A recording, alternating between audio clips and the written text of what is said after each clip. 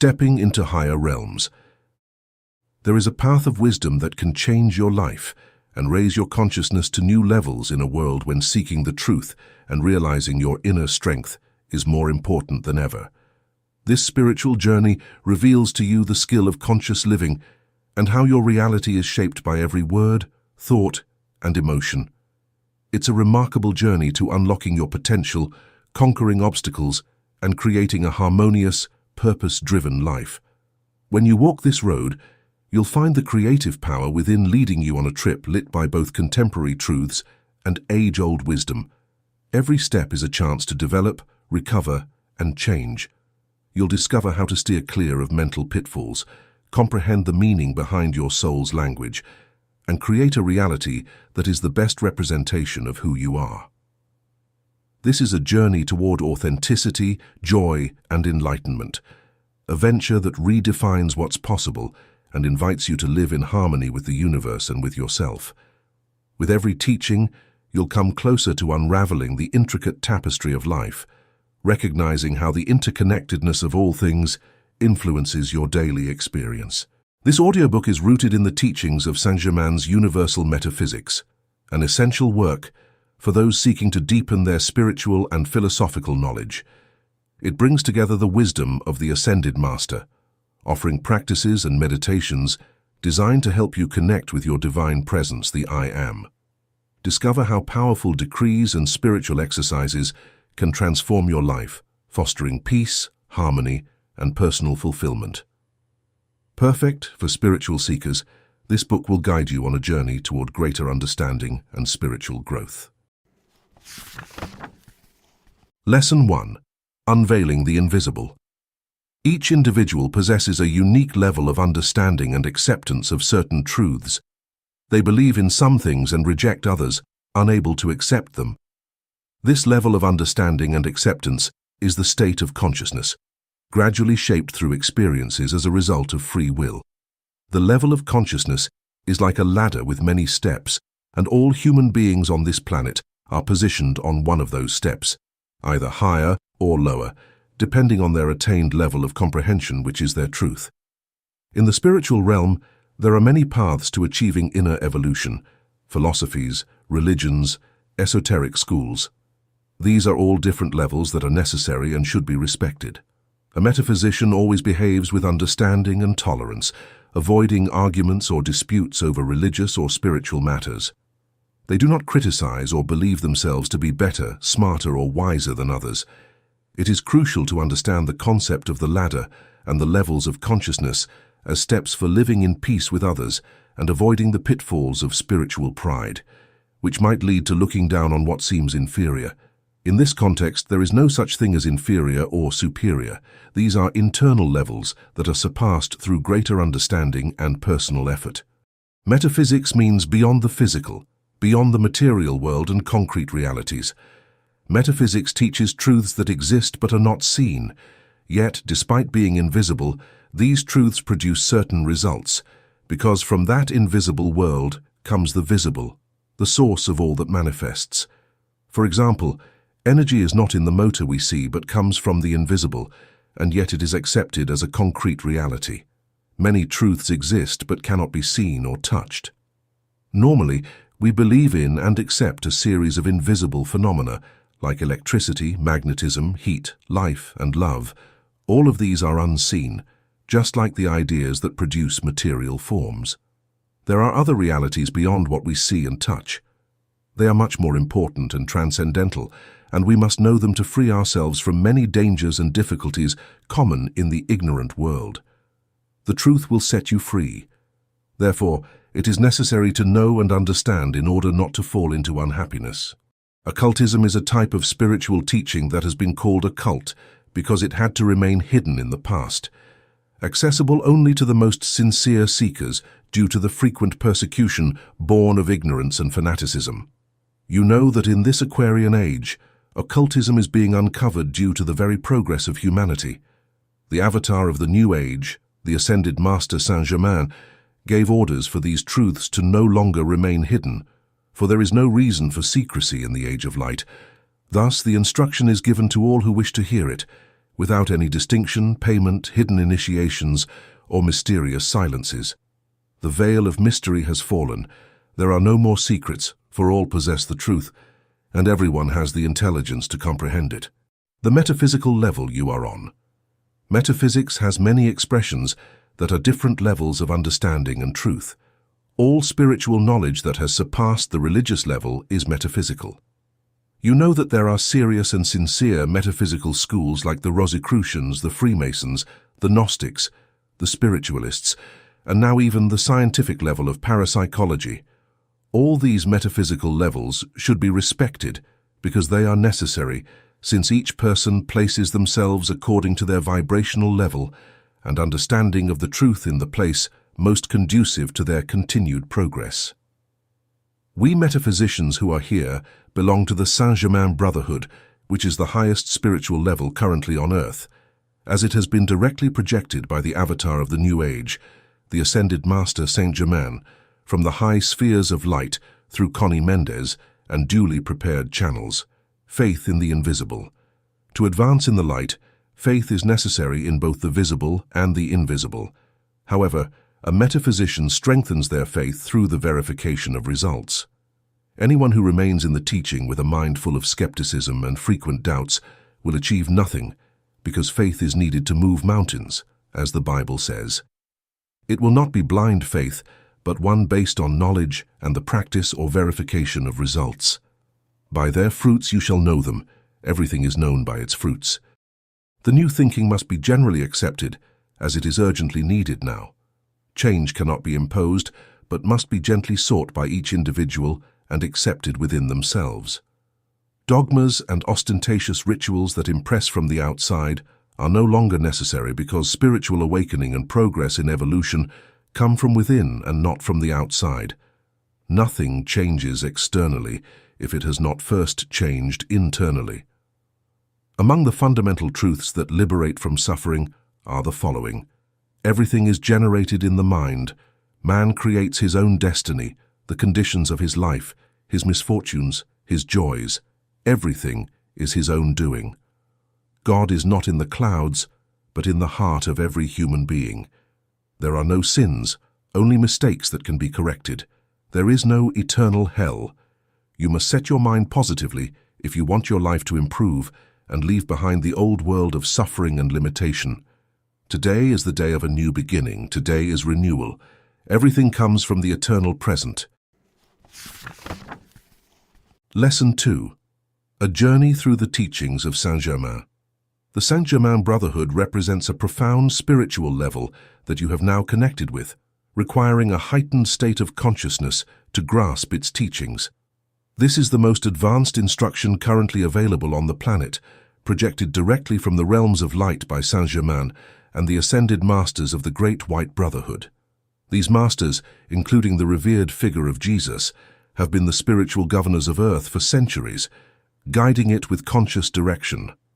Having once lived on Earth themselves, they ascended to higher planes through their experiences, serving as a model for all human beings, regardless of their station in life.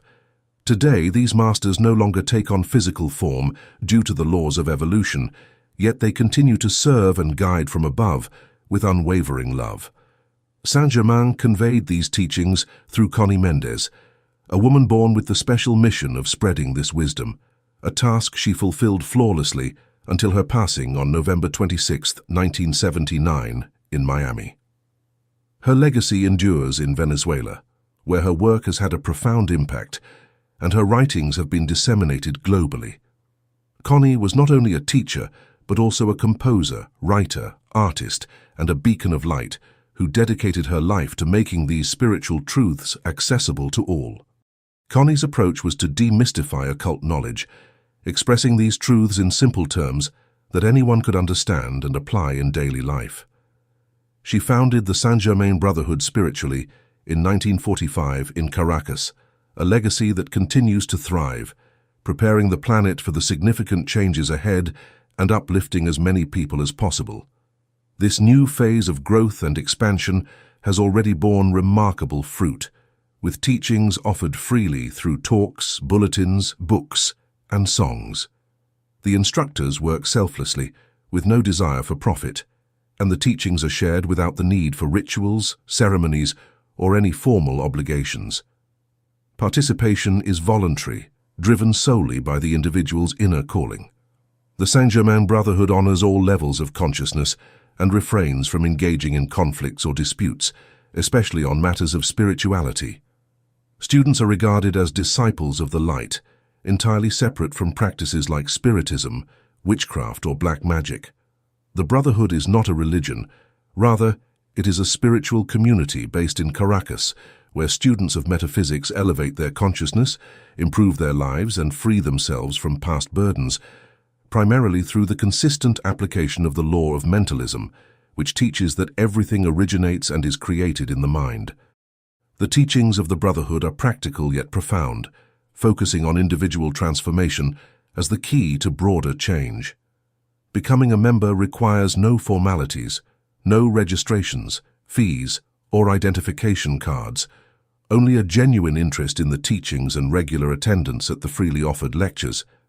The only true commitment is to your inner divine self, which has guided you to this level of truth and understanding, shaping your willpower to ensure that you do not retreat or abandon your spiritual path. It is crucial to approach this journey with dedication.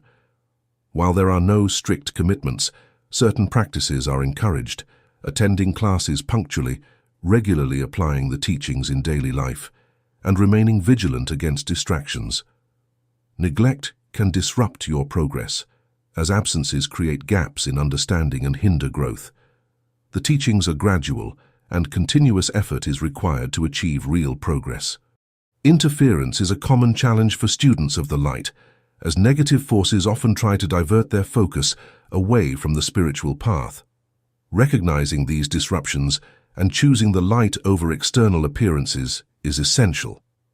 Whenever you feel swayed by external distractions, remind yourself to prioritize the light.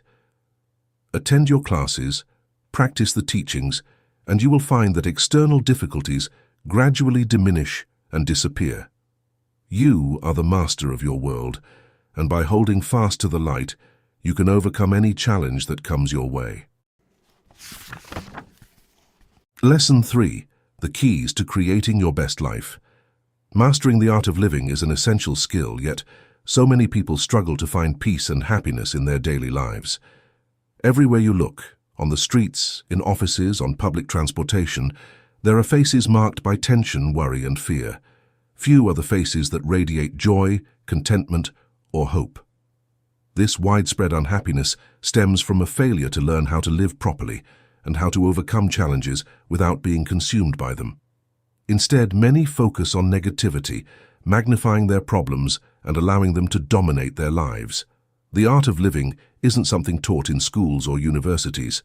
While painful experiences can be valuable teachers, without the light of understanding and the right approach to life, energy and potential are often wasted.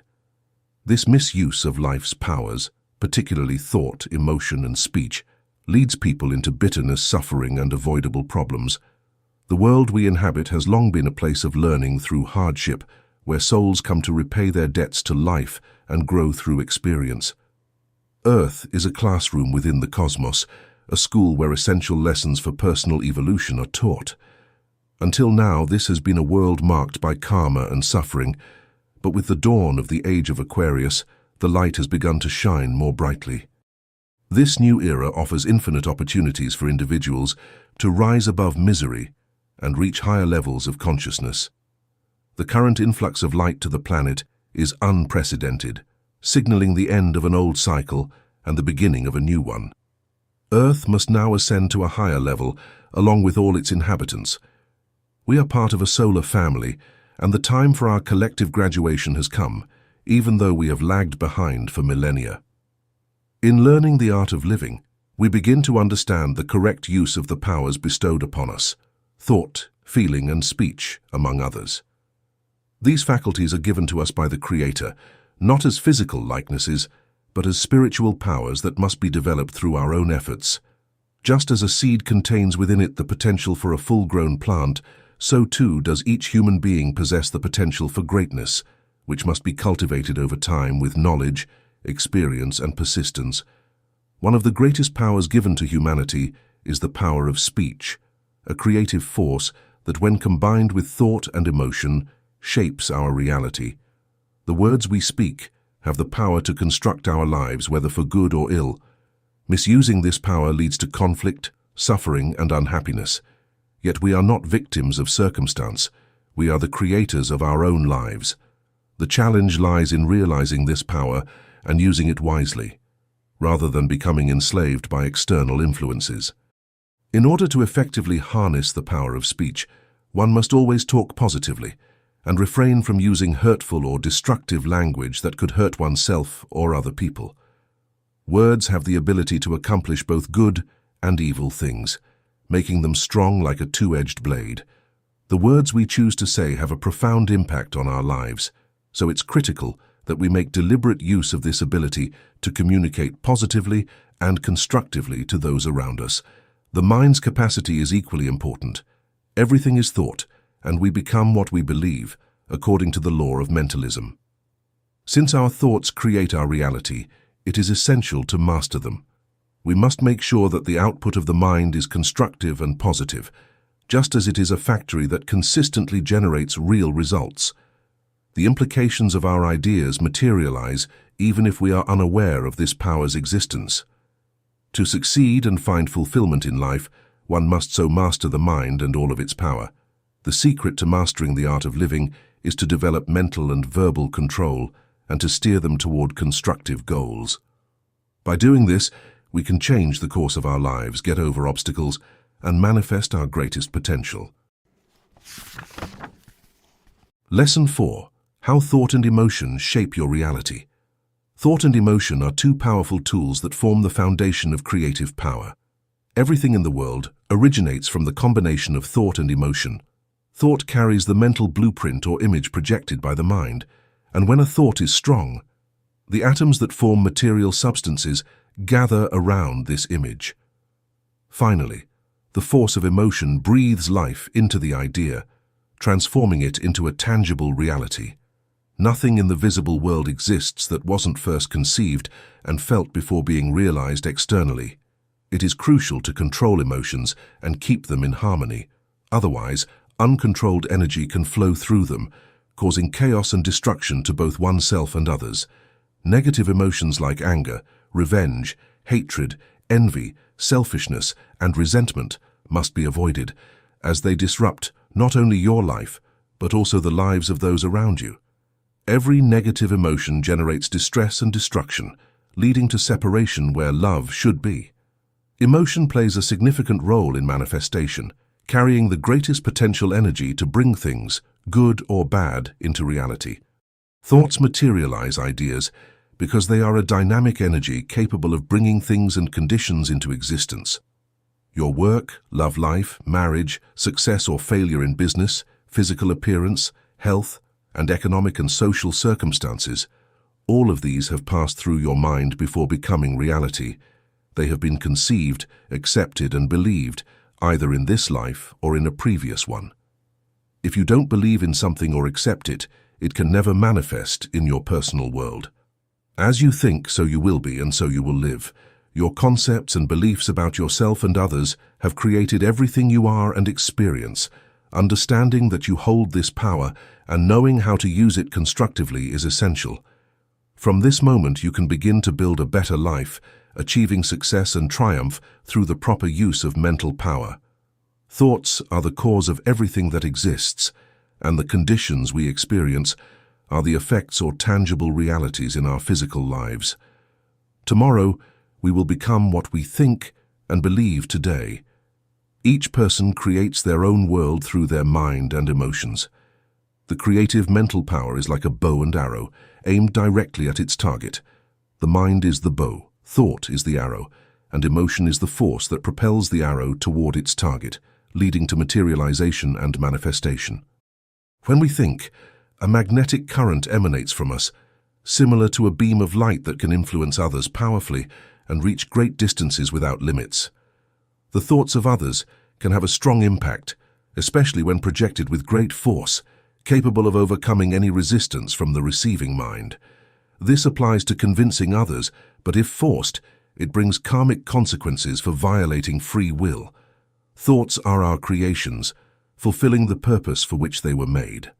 Positive and negative thoughts differ in their energy and tone. Positive thoughts are light and clear, while negative thoughts are dark and dense, spreading from mind to mind, increasing in power, and creating monstrous entities like hatred, war, materialism, and revenge. People who habitually think negatively emit unpleasant vibrations, inspiring fear and distrust, and attracting similar negative energies. Conversely, positive thoughts create an aura of peace and harmony, making a person pleasant to be around and attracting what they desire. Both positive and negative thoughts return to their creator, amplified by the similar energy they encountered along the way, reinforcing the importance of thinking and speaking positively. Mental and emotional self-control is urgently needed in today's world to prevent further destruction and imbalance. Individuals must make an effort to rise above negative habits and elevate themselves to higher levels of consciousness.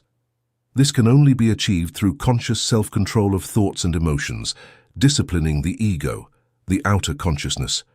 No one can eliminate limitation, misery, or discord from their life until they master their thoughts and emotions. This discipline requires continuous effort because the majority of human thoughts run uncontrolled, yet the rewards are worth every effort as they lead to a positive transformation of life. Human limitations and scarcity, such as financial lack or health issues, often stem from deeply ingrained negative habits of thinking and feeling, which have persisted for a long time. Without harmony and peace in one's emotions, nothing good can be produced in life. To harmonize emotions, one must remain calm, which can be challenging given the impulsive nature of human temperament. Emotional control means controlling energy, releasing it only for constructive, good, and joyful purposes. Self-correction of human weaknesses, vices, and passions is essential for spiritual advancement. Only through mastering the external self, the personality, can one achieve well-being in daily life. The outer self, or personality, must learn to obey the guidance of the higher self, the divine presence within. By the law of free will, you decide who rules your life. The lower self, driven by ego and personality, or the higher self, guided by divine wisdom. Lesson 5. Mastering emotional and mental control. Emotional self-correction is challenging because the turbulence of the senses often stirs intense reactions that make divine energy difficult to manage. Each person on earth has the freedom to choose between the light or the temptations of the material world, with its alluring pleasures and illusions. The easier path is to indulge in passions, as it requires no conscious effort or self-discipline. Yet, it is urgently necessary to correct all habits of thinking, feeling, and speaking. Self-control is the foundation of well-being and success. You must not allow your attention to be drawn to disturbing external influences. Instead, remain vigilant and refuse to accept negativity. In everything you do, energy is released, waiting for its expression like a forceful avalanche. If not controlled, it can cause significant problems and conflicts. This is particularly true of emotions. If they are not mastered, they can lead to destruction. Feelings of irritation, discord, selfishness, anger, hatred, and vengeance are deeply disruptive. Avoid conflicts and arguments, and do not give in to external provocations. You must remain at peace. Mental control is just as important as emotional control.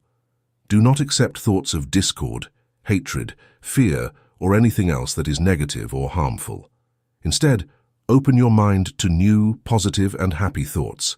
As you expand your mental landscape, you will overcome your limitations and problems, and your life will improve because everything begins in the mind. First comes knowledge, then acceptance of truth, followed by practical application. Greater knowledge leads to greater awareness and personal growth. Practicing mental control this week, reject all negative suggestions from others. Avoid arguments and disagreements, and stay out of controversies. If you hear something that disturbs you, silently decree, "This is not right, I'm not interested, I don't accept it, I reject it, I dissolve it, and I consume it by the power of the light." Another decree you can use is, Only the perfection of God flows through me. I allow only correct, good, harmonious, and constructive thoughts and words. I reject everything that is lower and disruptive. From today, I open my mind to new thoughts. This decree focuses on retraining the mind, which is often habitually fixated on negativity and what is not beneficial. It is necessary to discipline the mind to change its polarity, directing attention only to what is good, right, and pleasing. Dwelling on and discussing negativity is not beneficial, as it draws such negativity into your life. Emotional control is equally vital. You can decree, I remain calm and joyful no matter what happens. I live in peace, and I am at peace. I control my emotions. To practice mental and emotional self-control, the first step is to quiet your mind, emotions, and body. This process is commonly referred to as relaxation. Initially, this isn't easy, as thoughts and feelings often run wild, and the body may exhibit tension in areas like the forehead, shoulders, jaw, and thighs. We don't recommend the traditional method of relaxation that involves focusing meticulously on each part of the body from head to toe, as it's time-consuming and unnecessary. Instead, sit in a comfortable position with your back straight. It's best not to lean back or lie down, as you might fall asleep, and this is the correct position to harness the additional energy that flows through the crown chakra. Before sitting, choose a comfortable, clean, and pleasant place with sufficient light. It's not advisable to sit in the dark to concentrate better, as it's not beneficial. The space should be well ventilated, with light-colored walls if possible. Visualize and feel your body enveloped in radiant white light, and decree, I am the light of God that protects me from all that is not perfect. Take several deep, rhythmic breaths, 3, 6, 9, or however many you desire. Remember, you're not just breathing in oxygen, you're also taking in the powerful force known as divine breath, the holy breath that gives life and is contained in the air. Remain silent, observe, and give commands to your body. Be still, be silent. Observe your body and notice any areas of tension, then command your tense muscles to relax. I am peace and balance within myself. My entire physical body is at peace, relaxed, rested, and in perfect harmony. Practice silence, for within the silence of your inner self lies the truth. Before sitting, choose a comfortable, clean, and pleasant place with sufficient light. It's not advisable to sit in the dark to concentrate better, as it's not beneficial. The space should be well ventilated, with light-colored walls if possible. Visualize and feel your body enveloped in radiant white light and decree, I am the light of God that protects me from all that is not perfect. Take several deep rhythmic breaths, 3, 6, 9, or however many you desire. Remember, you're not just breathing in oxygen, you're also taking in the powerful force known as divine breath, the holy breath that gives life and is contained in the air. Remain silent, observe, and give commands to your body. Be still, be silent. Observe your body and notice any areas of tension, then command your tense muscles to relax. I am peace and balance within myself. My entire physical body is at peace, relaxed, rested, and in perfect harmony. Practice silence, for within the silence of your inner self lies the truth. After relaxing, try to clear your mind for a brief period. This will be challenging because problems and worries will flood your mind, refusing to obey. Everything requires technique and perseverance. As a point of focus, concentrate on your heart, feel its rhythm, and remember that the heart is a temple not made by hands, where God resides. This exercise may take about 20 minutes a day. It's good to start with 5 or 10 minutes and gradually extend the time as much as you like. Practicing this exercise twice a day will yield better results. If you feel warmth during the practice, do not be concerned, as this is the release of energy mentioned earlier. Do not expect phenomena or listen for voices or strange sounds. You are simply practicing silence and turning your focus inward, where God resides. Lesson 6. Letting go of the past and future for true happiness. Many of life's problems and anxieties stem from uncontrolled thoughts. When we dwell on unpleasant memories from the past or worry about an uncertain future, we lose the ability to enjoy the present moment and miss out on opportunities. This mental habit of living outside the present, the now that is constantly unfolding, robs us of the richness of life. The only reality we have is today, the eternal present, which forms an unbroken chain of moments, each linking to the next.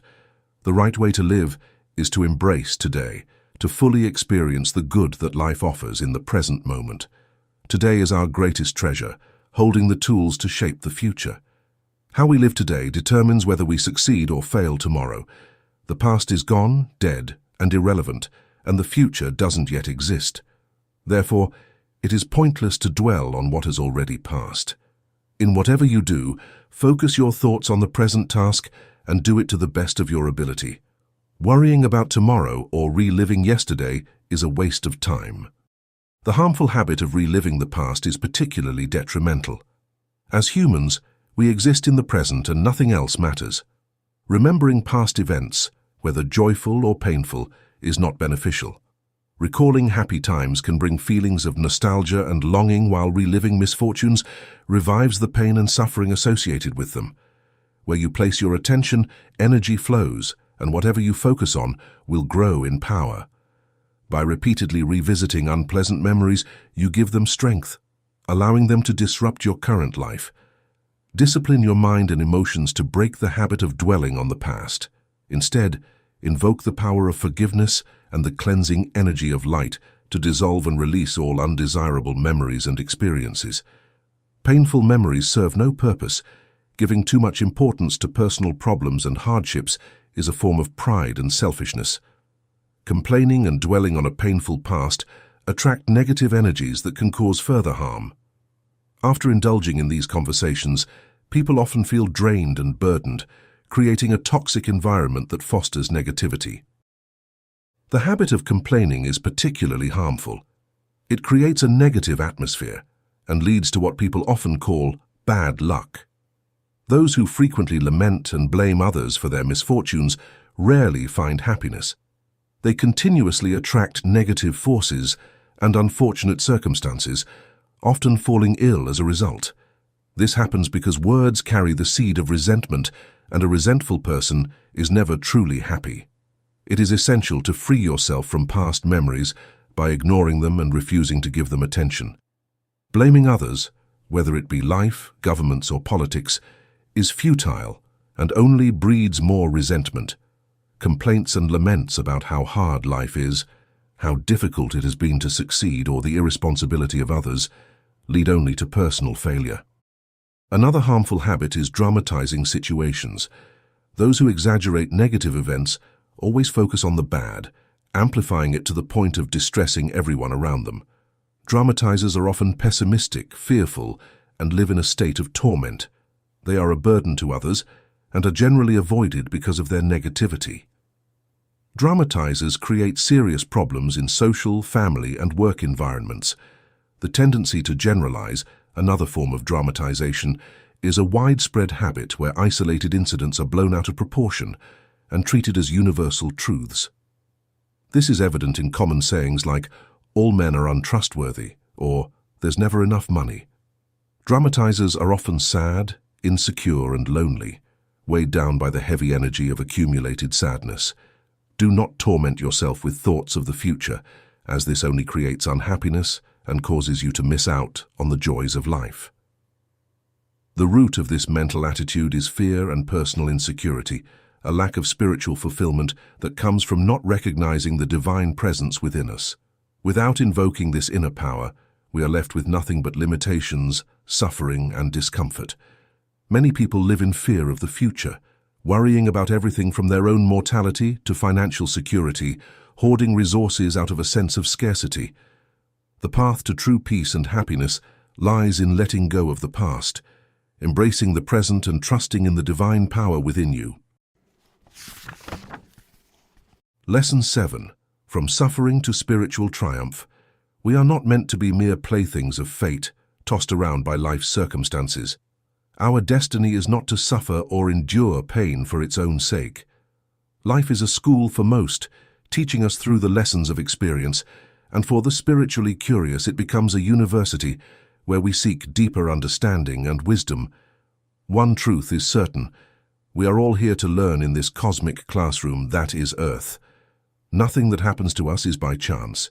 There is no such thing as luck, only cause and effect.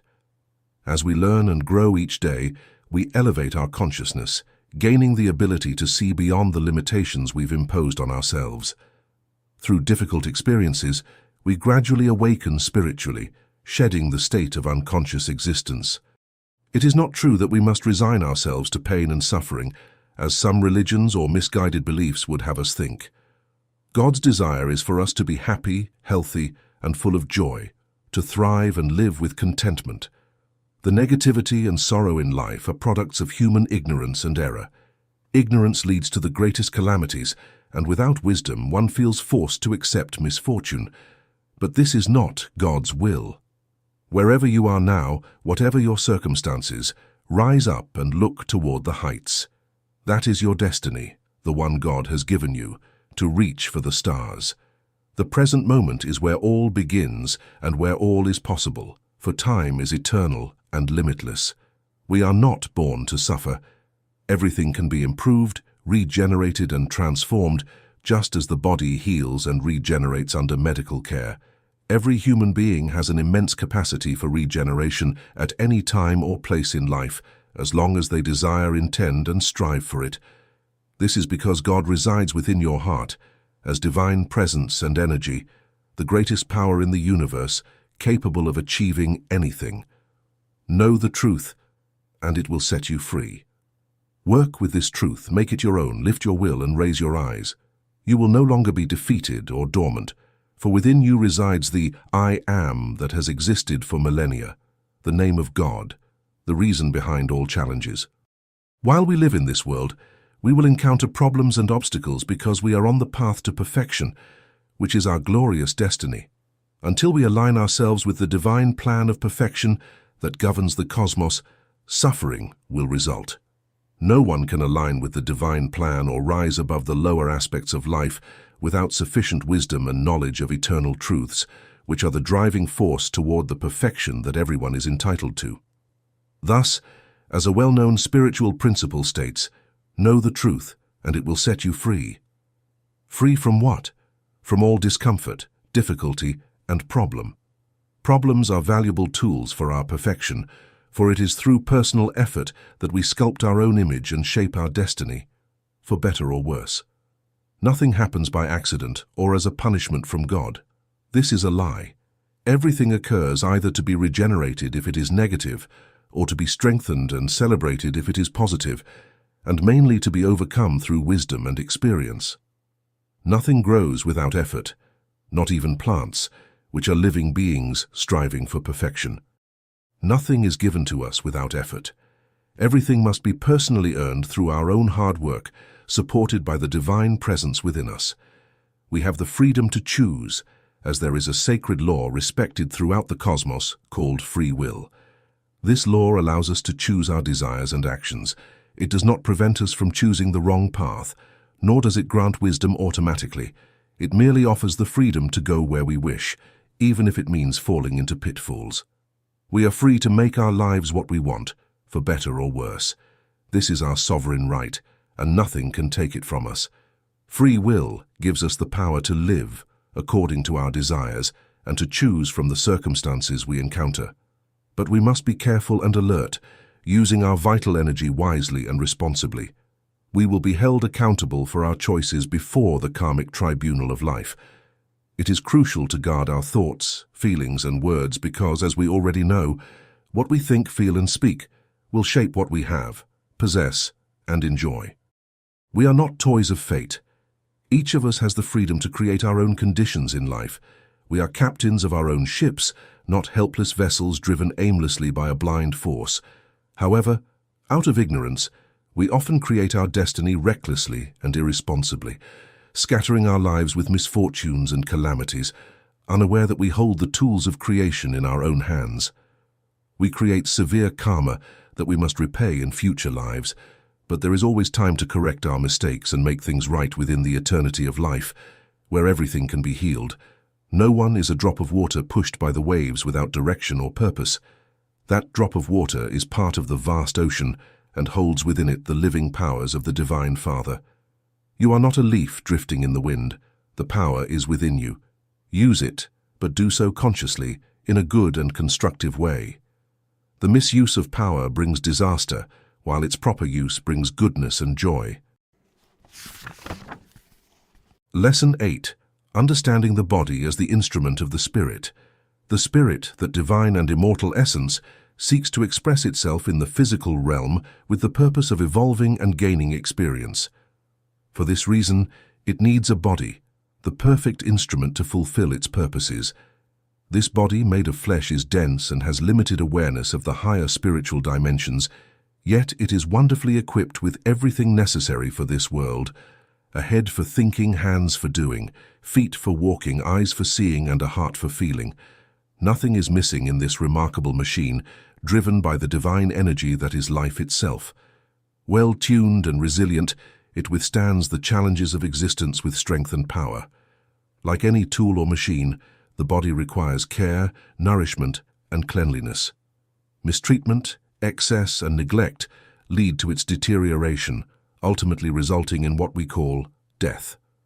Overindulgence weakens the body, filling it with undesirable habits. It is essential to use this instrument wisely, for we will be held accountable for how we treat it when we face the karmic tribunal. The body must be refined, educated, and improved to function effectively and achieve the highest purposes. The physical form is like the clothing that covers and wraps the thinking being within. Just as no one walks naked in the streets, the eternal entity must be clothed to manifest properly. When this garment becomes old, dirty, and worn from misuse, it is discarded, and the supreme energy, infinite intelligence, abandons the flesh, for it is no longer useful. The entity moves on to higher dimensions to continue its existence, though those left behind on earth mistakenly believe the individual has died. This is far from the truth. It is a mistake to mourn over graves and visit cemeteries with sorrow, believing our loved ones are buried beneath the earth. What lies there is merely an old, discarded garment, slowly disintegrating. The eternal spirit has moved on. The body is like a vehicle, a means of transportation from one place to another. Just as we need to move and change our surroundings, because nothing is static, the body, with its density, cannot fly and must walk the earth, equipped with legs and feet. The supreme intelligent energy, the thinking being, uses the body to move, but this is not the only vehicle at its disposal. There are other vehicles that the spirit uses to visit different planes during sleep, meditation, and at the moment of death. Just as a traveler never stays in one country, the eternal consciousness enjoys visiting other places, near and far, with the permission of the Divine Father. While on earth, we only know and feel the physical body, the garment of flesh, but in truth, we possess 3 additional bodies: the energetic body that provides vitality, the emotional body that feels, and the mental body that thinks. In addition, there are 3 spiritual vehicles for higher purposes. In total, humans have 7 bodies, each serving a specific function. On Earth, we don't rely on a single mode of transportation. We have cars, motorcycles, bicycles, buses, airplanes, trains, helicopters, ships, and more. Similarly, in the vast cosmos, there are many ways to move and experience life. As citizens of the universe, we are not denied any opportunity as long as we earn and deserve it. The body is like a house, a dwelling for the being that inhabits and uses it. Like any house, it can be well maintained or neglected, leading to either preservation or decay. Sick and imperfect bodies are like old, neglected houses that gradually fall apart, while healthy bodies radiating vitality are like clean, orderly homes where inhabitants live happily, fulfilling divine laws. The body is like a child that needs education, discipline, praise, attention, and love. Nothing is more obedient or disciplined than the physical body, depending on how it is treated. The indulgences it is allowed, the bad habits it is taught, and the errors and abuses it suffers shape its behavior. A bad habit results from a wrong imposition or excessive indulgence. Initially, the body resists, for within it lies the wisdom of what is right. But if the individual persists, the body eventually submits, adopting the behavior as routine and difficult to break. Understand that the physical body is the most obedient of all, and most subject to human will, whether for good or ill. As the temple of the living God, the body should be respected, revered, and cared for. It should be kept clean and maintained in the best condition. It is wrong to degrade the body with indignities, just as one should not enter a temple with a dirty mind or evil intentions. One should not debase the body with low passions, quarrels, or discord, for this is like filling one's home with garbage or inviting undesirable guests into it. Do not overwork your body or exhaust it beyond its limits. Do not cause it to fall ill, for this creates karmic debts that will need to be paid in future lives. For example, those who neglect their bodies, weakening them with poor practices and inadequate nourishment, will face illness in the next life. Excessive exercise that exhausts the body does not align with divine laws. Engage in physical activities moderately, without overextending your energy. It is essential to care for your body properly and use it wisely, for it is the vessel through which the divine spirit expresses itself in this world. Lesson 9. The Art of Spiritual Transmutation. Transmutation is the process of changing from one state to another, from the old and flawed to the refreshed and refined. To give a few examples, consider the following. Beauty is the transmutation of ugliness. Money is the transmutation of poverty, and health is the transmutation of illness. Anything bad can be transformed into something good. This procedure turns into a kind of divine alchemy, a potent cleansing that puts life back in balance and releases it from the flaws and disruptions that the human mind, both individually and collectively, causes. It is necessary to transform all of the previous mistakes that gave rise to the issues and conflicts of the present. Transmutation is the process of dissolving imperfection. The violet consuming flame is especially useful in this regard. The Ascended Master Saint Germain has given this potent, dissolving energy to earth from the realms of light in order to free our world from suffering and sadness. We are able to use this energy for our own growth and well-being. To survive and be in harmony with the great cosmic rule of perfection, humanity must undergo both individual and societal purification.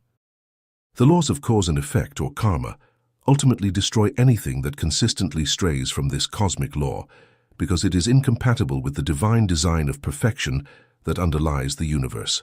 As the new era's avatar, Saint Germain is in charge of determining Earth's fate during the next 2 millennia. That's the reason he summoned the potent violet flame, which is simple to call upon and yields amazing effects. It burns away negativity and consumes all that is not pure and perfect. It also destroys errors, restrictions, and conflict. Nobody can be freed from the never-ending cycle of rebirth or achieve emancipation on this planet without the violet flame. Though some people have the gift of seeing, the violet flame is invisible to the physical senses and functions like lightning from the 4th dimension. Today's world is elevated and filled with optimism thanks to transmutation.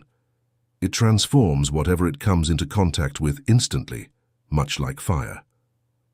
A decree of transmutation can be spoken as follows. In the name of God, I invoke the mighty violet flame, purifier and transformer. I surround myself with its radiant energy, allowing its great power to transmute my life into good and perfection. I invoke the law of forgiveness for all errors I have committed in the past and present. I give thanks. Blessings are powerful too. When you bless something, you increase and manifest what you desire or need. Just as Jesus blessed 5 loaves and fed 5,000 people because of his immense awareness of goodness, so too can you bless anything you wish to see grow. Bless the good in every situation and watch it manifest. Blessing means speaking well, thinking positively, and bringing good into existence. Everything that is blessed grows, increases, and multiplies. If something is wrong, blessing it helps to set it right. Blessings generate high-frequency energy, while curses produce dark, destructive energy. We must give thanks and bless everything we have, for this causes it to increase and bring greater benefits to us. Blessing money brings more money and greater material well-being. Blessing your family brings harmony and happiness. Every situation contains both positive and negative elements. By blessing the good, you amplify the positive and bring it into manifestation. Blessing does not mean focusing on the person, but on their divine essence. Do not bless sickness, but the health within the person. Do not bless dishonesty, but the divine truth and honesty within the individual. Affirmations can be used in any problem or difficulty. I bless the good in this situation and desire to see it manifest. When receiving money, say, may divine love bless and multiply this money, so it increases in my hands and in the hands of the one who gave it to me. In any negative situation, declare, I do not accept this for myself or others. I invoke the good here, bless it, and wait for it to manifest. If something contrary to your wishes occurs, bless the situation and the hidden good within it.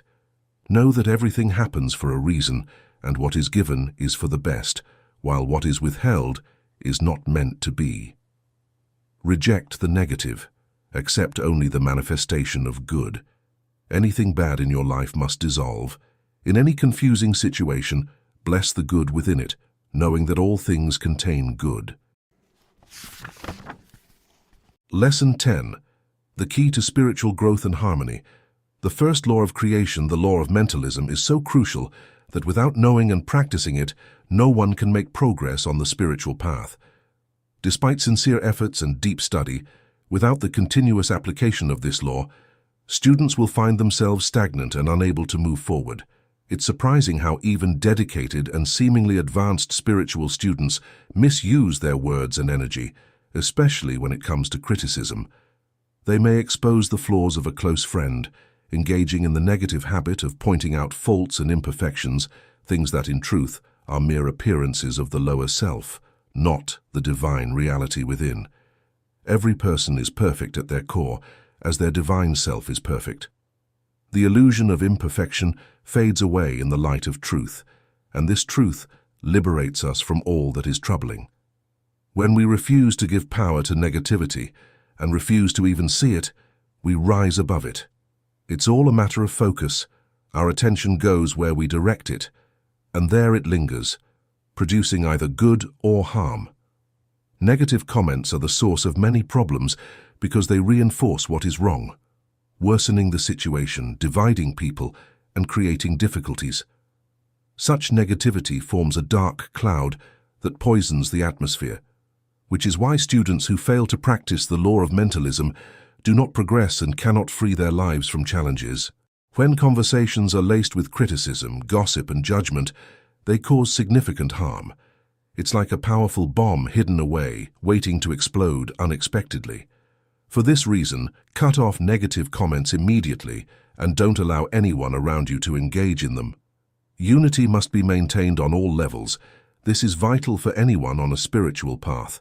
Whether it concerns family, friendships, work, or social life, where there is unity, goodness, and perfection manifest.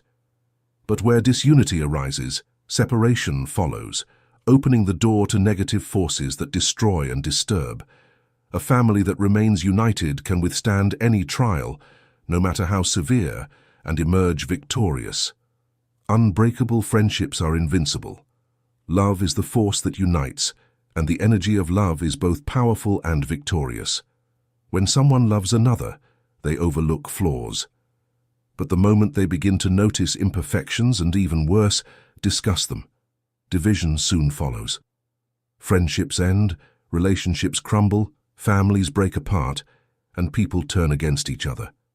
Therefore, if you want to preserve harmony in your family, with your friends, or with your partner, I suggest this.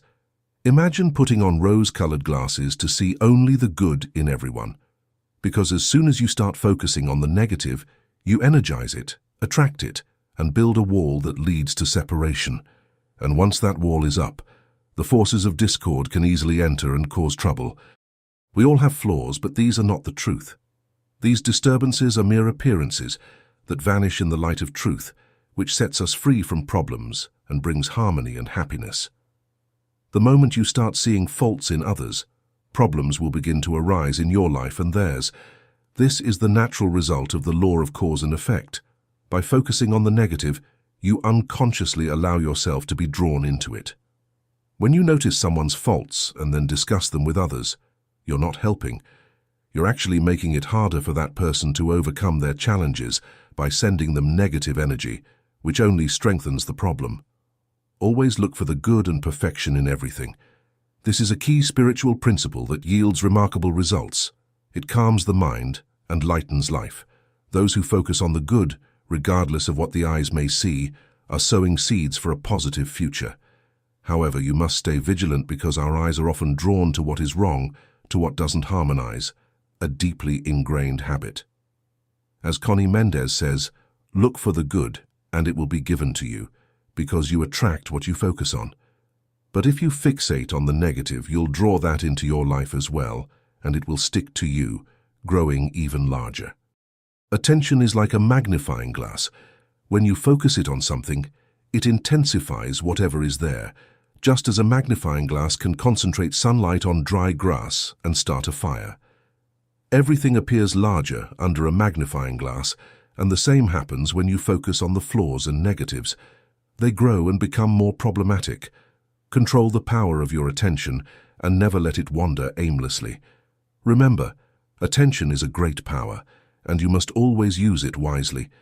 It's never too late to correct your course. As Jesus said, do not be disheartened by apparent setbacks, and do not allow negative energies to attack you. Stand firm, ever vigilant. Remember that when you align with truth, everything is transmuted and you emerge renewed. And when mistakes happen, they can always be rectified and corrected. Lesson 11. Transmuting resentment for spiritual growth. Resentment is a deeply unfortunate state, harming the person who harbors it more than anyone else.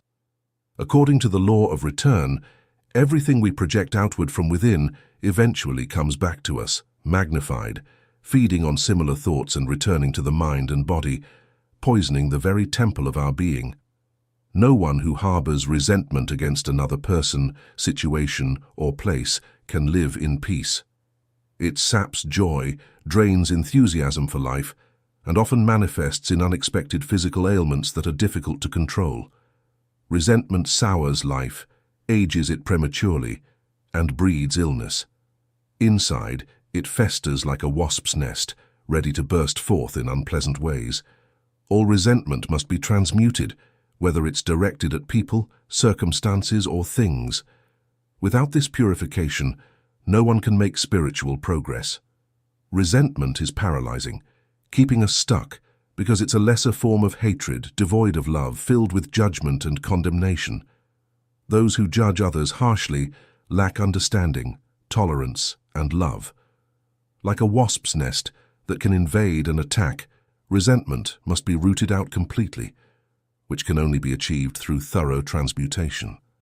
Some individuals may achieve material success while harboring resentment, but inside, they are bitter and unfulfilled, their spiritual life stunted.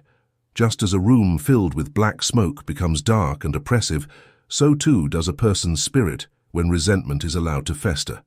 Metaphysical practitioners know that to progress, they must look within, take responsibility, and decisively uproot any trace of resentment. We must cleanse the mind, heart, and body of these toxic emotions. We cannot advance on the path of light if we do not rid ourselves of the resentments that dwell within. This requires firm, determined, and persistent effort until the root cause, core, record, and memory of such conditions are eradicated. Anyone who seeks to improve their life must eliminate all resentment from their heart and transmute any hidden grudges with the violet flame.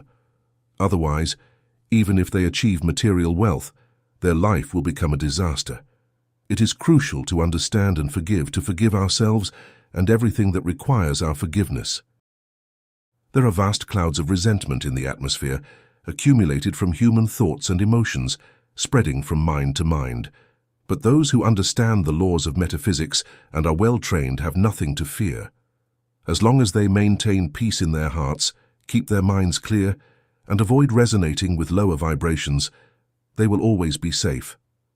Many people blame life for their unhappiness and lack of luck.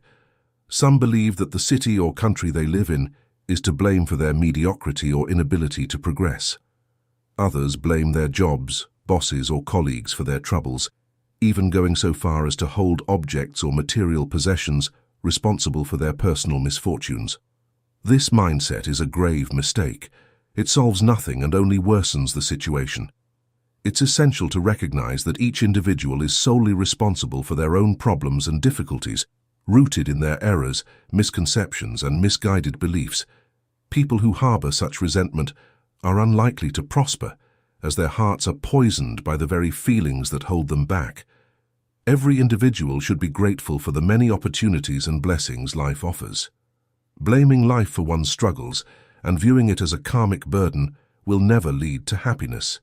Life must be continually blessed, for it is a precious gift and is never the cause of anyone's misery or misfortune. Just as nature purifies itself, so too do the negative creations of human minds, such as resentment, return to their source.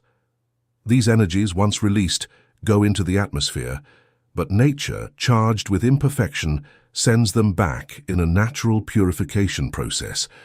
This is the cause of natural disasters, like earthquakes, cyclones, and volcanic eruptions, which are nature's way of cleansing and returning impurities to their origin.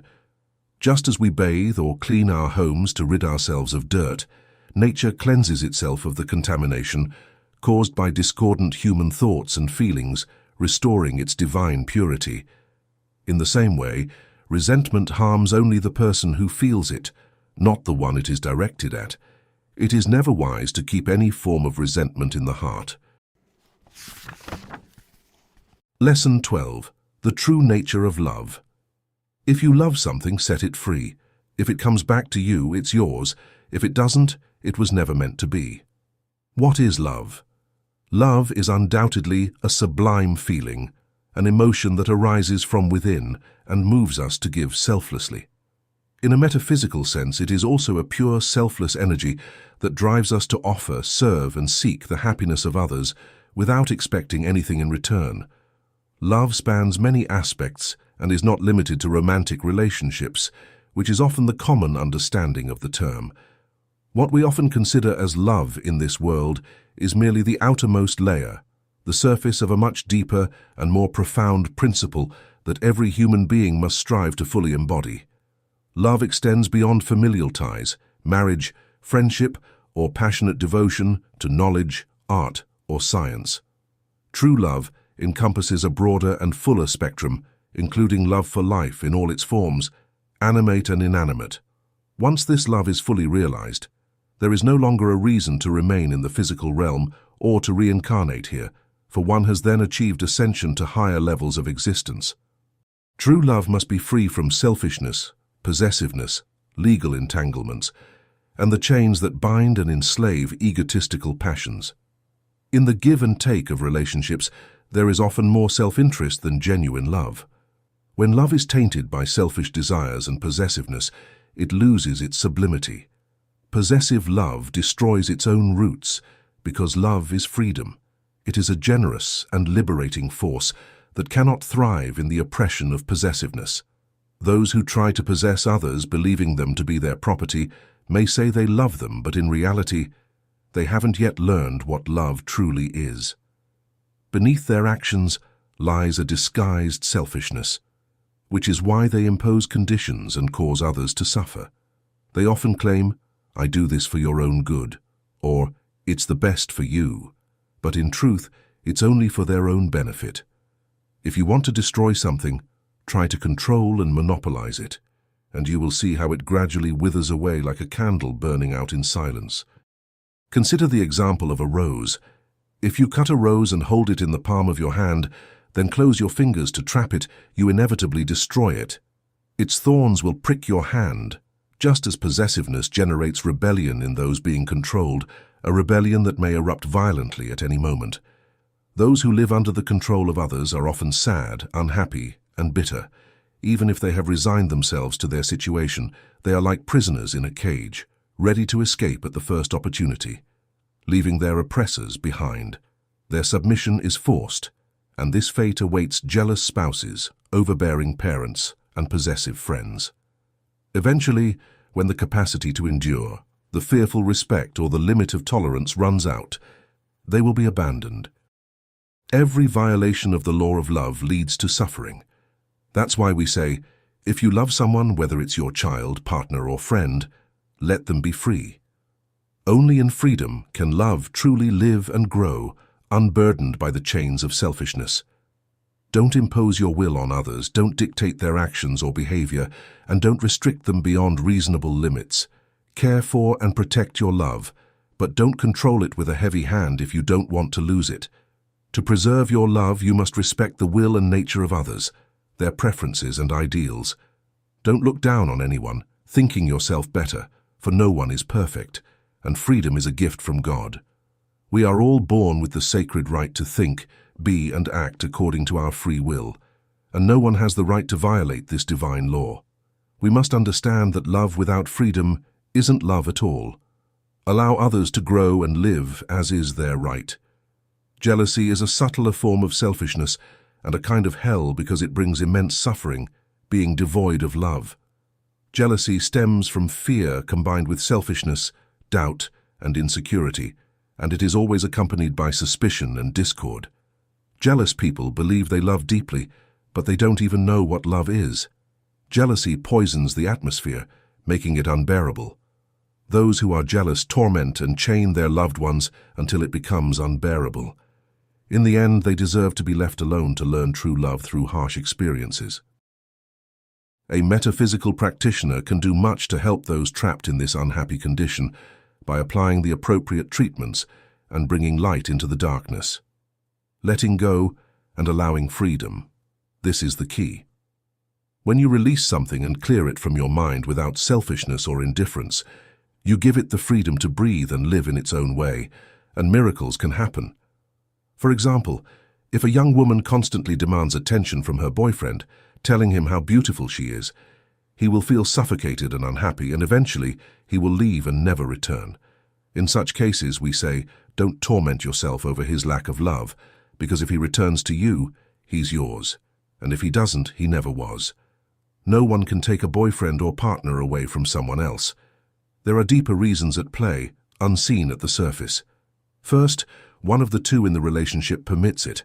Second, the one who left was just passing through and wasn't meant to stay in your life. Everyone follows their own path, and there are just laws governing this, even if it seems otherwise. Love extends to all creation. It is not a limited, exclusive emotion. It's a mistake to think that love is only the passionate infatuation between a couple. You can love many things: life, money, work, art, music, power, your country, a cat, a dog, a friend. What people often call love between couples is a mix of physical attraction and possessive passion, and it won't last if it's focused solely on physical beauty. What endures is the union of souls, not bodies. All of creation deserves love and respect, animals, plants, humans, without distinction of race or color. Reverence for life is a sacred law. The color of love is pink, and it radiates from the heart, where its strength and power originate. Lesson 13. Breaking free from fear. Fear is the biggest threat to humanity. You'll enjoy greater health and harmony the less dread you carry. On the other hand, more bad things will come your way if you let more fear into your life.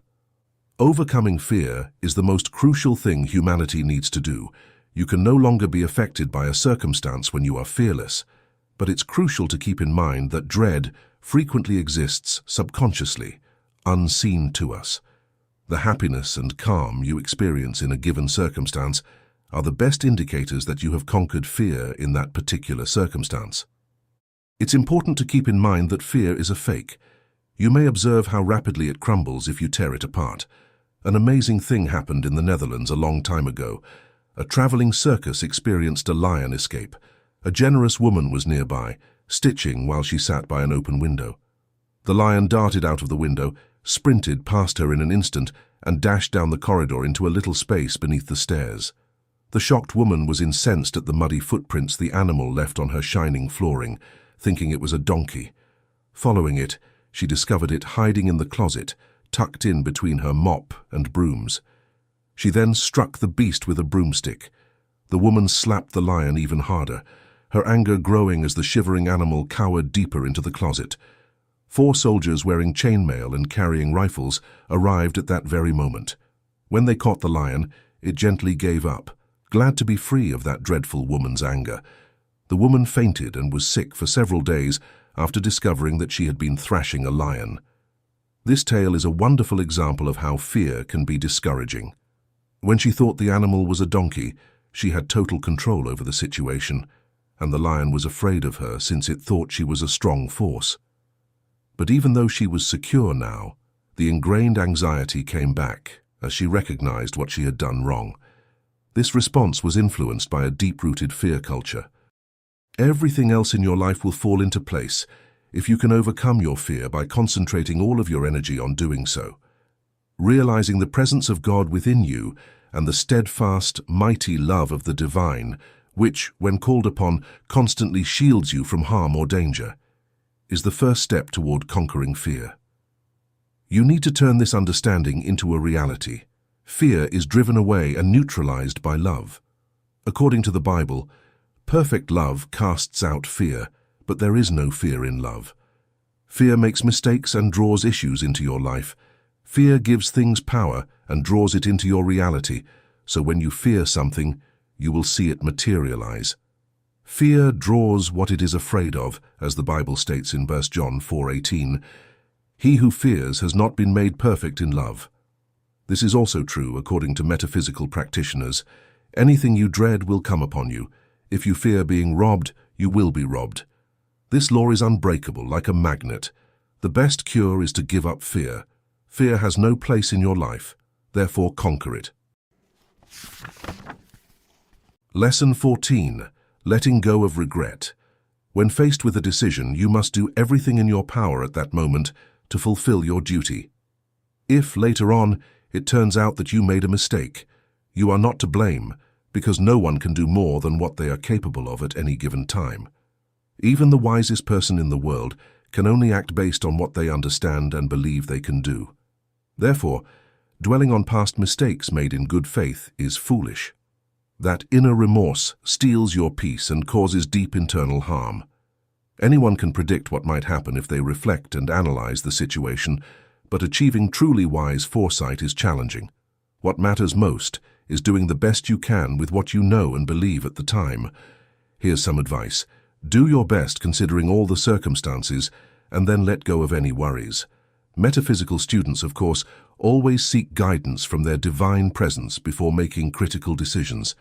They ask their inner Christ for guidance to avoid mistakes. If they follow their intuition, the outcome will be favorable. You must have unwavering faith in what you ask for or claim, because without the faith that moves mountains, nothing will manifest in your daily life. Living with the burden of regret is a heavy load that saddens, ages, and disrupts the harmony within. When someone does something wrong and causes suffering to others, it leaves a deep sense of guilt, which only grows as time passes because the situation seems irreversible. However, everything always has a solution. If you have reached this level of metaphysical understanding and know the truth about remorse, then you can dissolve it and continue evolving. In any circumstance that might lead to regret, don't allow it to take hold. Don't keep reminding yourself of what you did wrong or how you could have done better. Once something is done, it's in the past and should be forgotten. Ease your conscience by telling yourself, I did the best I could and acted according to my level of understanding at the time. I'm closing this chapter and starting anew. Lesson 15. Embracing challenges as opportunities. Success lies in overcoming difficulties. Everyone who has achieved something significant has done so by facing and surmounting obstacles. When there are no challenges to overcome, reaching your destination is easy, but that's not true success. There was a time when establishing a telegraph line from New York to Boston was fraught with difficulties, yet later it became routine. However, laying the transatlantic cable was once considered a monumental achievement because of the challenges involved. Eventually, those problems were also solved. No matter how severe personal challenges may seem, they can be overcome with calm, persistent spiritual practice and appropriate action. If you encounter an obstacle on your path to success, don't accept it as defeat. Use it as a stepping stone to your success. Take H.G. Wells, for example. Poor health forced him to quit a low-paying job, which left him at home with nothing to do but write. This turned out to be the start of his career as a world-renowned author. Thomas Edison became deaf, but saw it as a way to focus more intently on his inventions. Theodore Roosevelt, a sickly child, was advised to live a sheltered life, but instead, he built his strength and became the robust man who would later serve as President of the United States. Gilbert wrote the operetta HMS Pinafore while bedridden with agonizing pain. A famous London fashion house was founded by a woman who had never been in business and had no qualifications, only good taste in clothes and faith in prayer. She faced the challenge of supporting her husband, who was suffering from tuberculosis, and their 2 children. Today, she is wealthy and famous. She once thought, "I wish I could sell the kind of dresses I've never been able to afford." No matter what difficulty you face, make the most of it. The problem may seem insurmountable, but with spiritual treatment and brave determination, it can be overcome. Problems are signposts on the road to God. Being dynamic, what does it mean? Many aspire to be seen as dynamic, but often they don't fully understand what that means. Some think it involves being aggressive, loud, or pompous. Others believe it's about attracting attention and standing out somehow. But none of this is the truth. A dynamic person is someone who does something to change the world or who changes themselves. The scale of their work may not be grand, but the world is a little different because they lived and acted in it.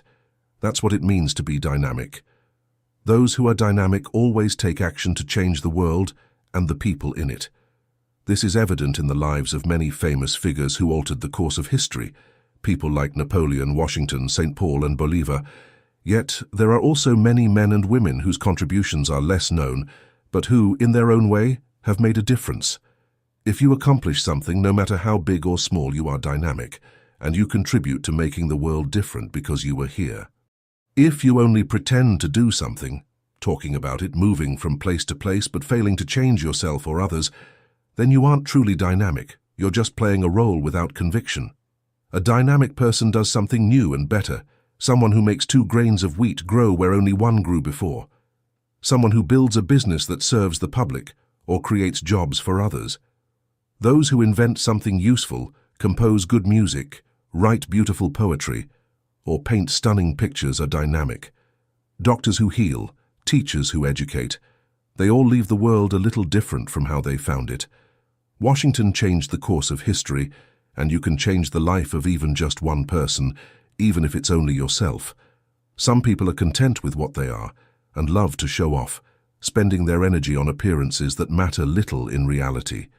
They adopt false attitudes and talk in vain about great things they have done or plan to do, considering themselves very dynamic. But in truth, they are far from it. The secret to being dynamic is to believe that God works through you in all things, great or small. You must offer your talents and abilities to divine service as sincerely and practically as possible to be as dynamic as you need to be. If you practice this approach even for a short time, you will be amazed by the results and you'll find yourself becoming truly dynamic. To serve well is to live in truth, and by their fruits you shall know them. Lesson 16. Awakening the Divine Within. The traditional concept of God has evolved over time. After the fall of glorious ancient civilizations like Atlantis, Lemuria, and Mu, which had reached a high level of understanding of the one God, humanity fell into ignorance and backwardness for centuries. One form of this regression was idolatry, the belief in many gods represented by grotesque idols. Gradually this was overcome, but it was replaced by the still prevalent religious concept of a dictatorial, punitive God, always ready to punish sinful creatures.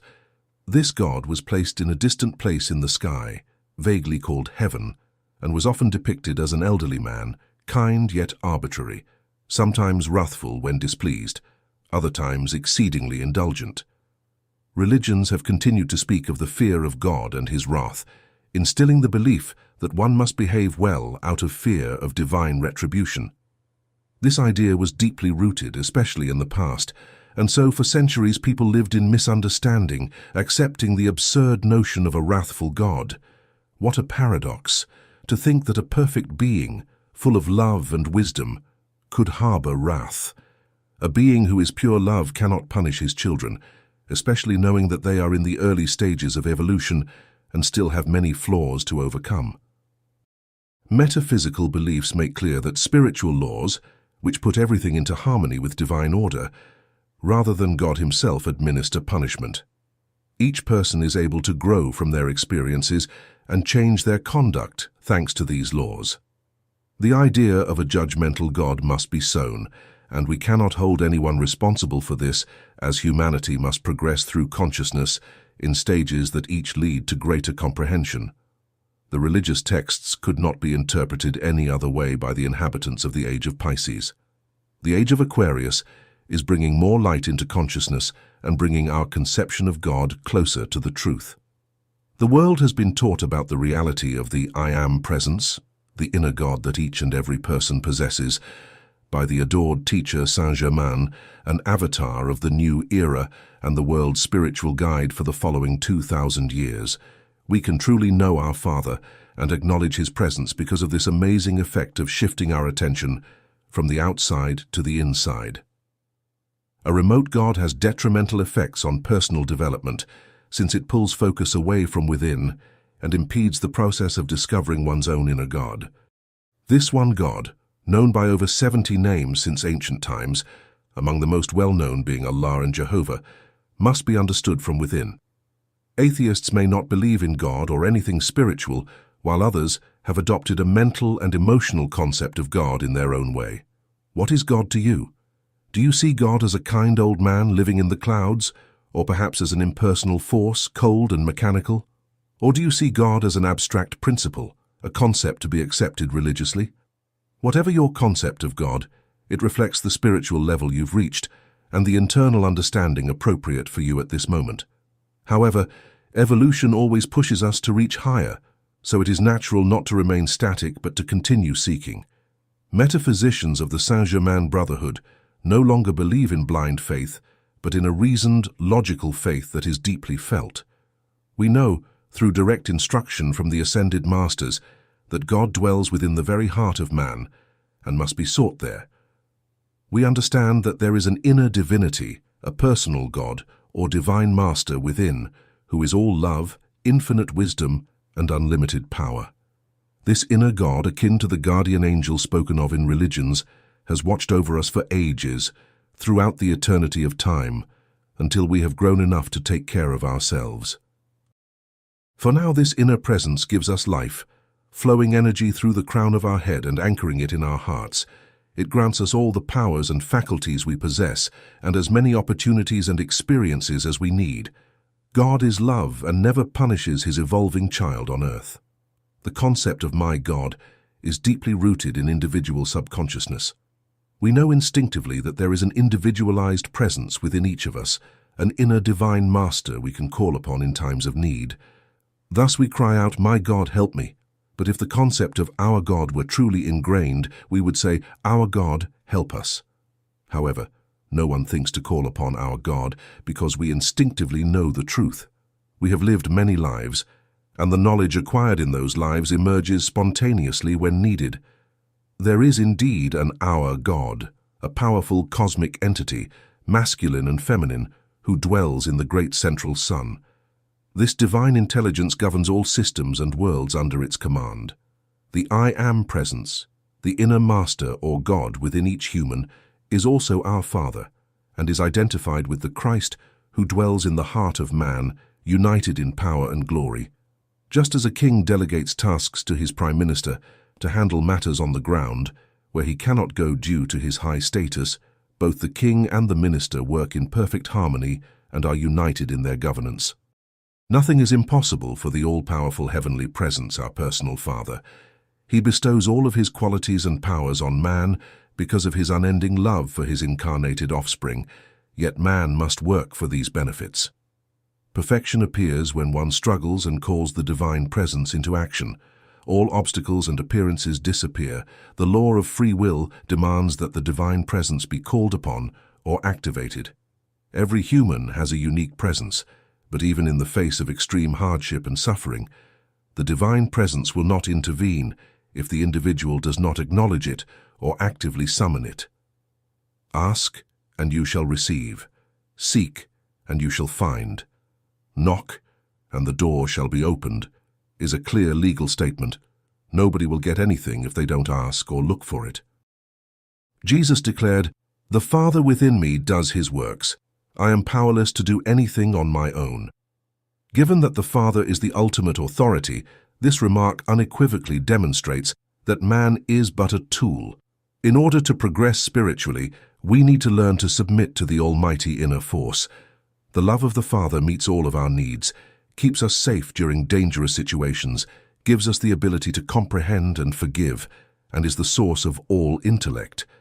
One must first learn to comply with the human portion, or lower self, in order to display the model of perfection for which we were born, before one may inherit the powers of the Father and attain mastery over external conditions.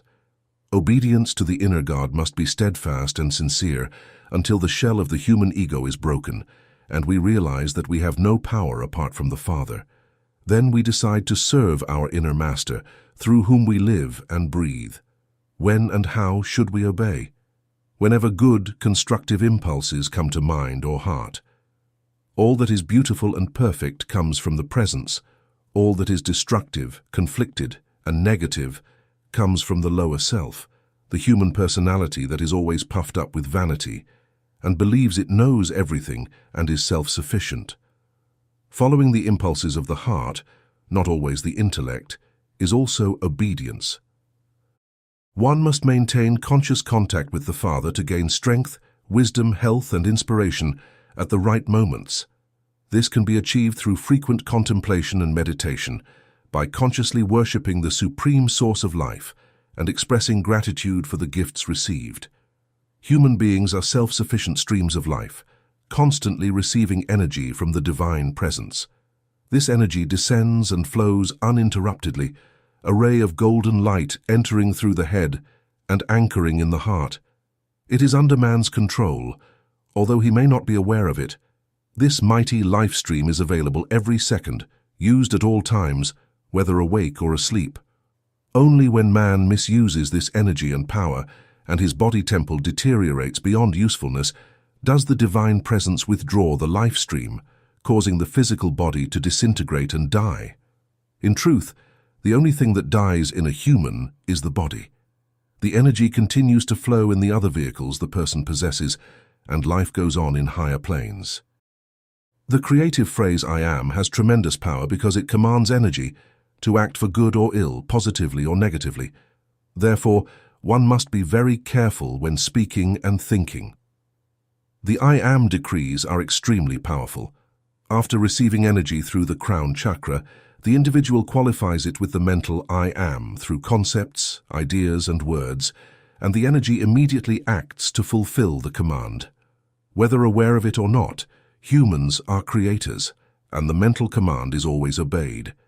Therefore, be mindful of what you say and think. Don't issue commands that will lead to calamities simply by speaking them. Don't let your thoughts run unchecked because it's not in your best interest. After thinking and speaking, the energy rushes to fulfill the order. Positive decrees are a blessing, but negative ones destroy and cause suffering, conflicts, and numerous problems. When you say, "I am," you open the door to all that is beautiful and perfect. But when you say, "I am not," you close the door and shut out all hope. Man has the power to command, and this is called the power of the word. The personal or human self possesses nothing of its own. Even its physical body was given by the great Master Presence, the Father. It doesn't matter if the gifts of life are misused. There is only one source of all good, and that is the individualized presence. We must accept the wonderful power of the presence so that we can grow and free ourselves from all misfortune, calamity, or adversity. Recognize and accept the divine presence every morning and night.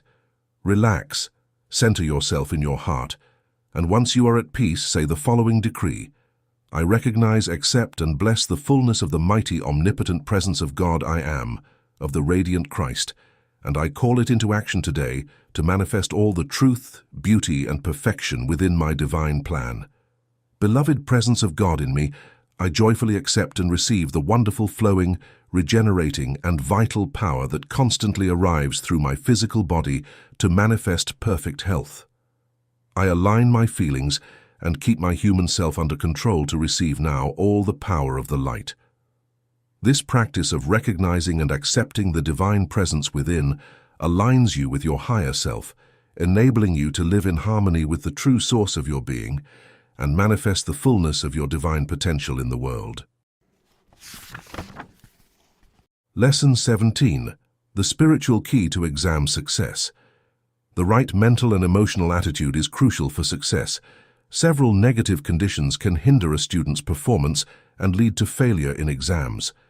These conditions are often self-created, stemming from the student's acceptance of external influences, such as the words and opinions of others, which then gain power and set the stage for failure. Fear of failure.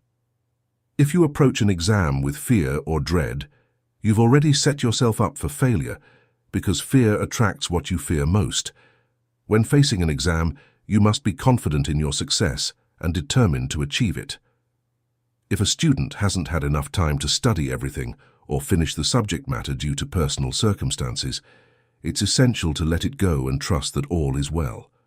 Call upon your divine presence, give it the command, and always expect the best with full conviction. Anxiety and insecurity. These emotions strongly influence poor exam performance. Just as fear is faith in the negative, insecurity attracts defeat. True faith isn't just about firm religious convictions, it's also about believing in yourself, being confident in your knowledge and trusting that everything will turn out well. Fear and insecurity block the mind, leaving it blank when the student is tense and worried about failing. This is why, even after extensive studying, ideas sometimes don't flow and everything seems forgotten. The student must calm down, raise their vibrations, focus on their divine presence, invoke it, and then let go.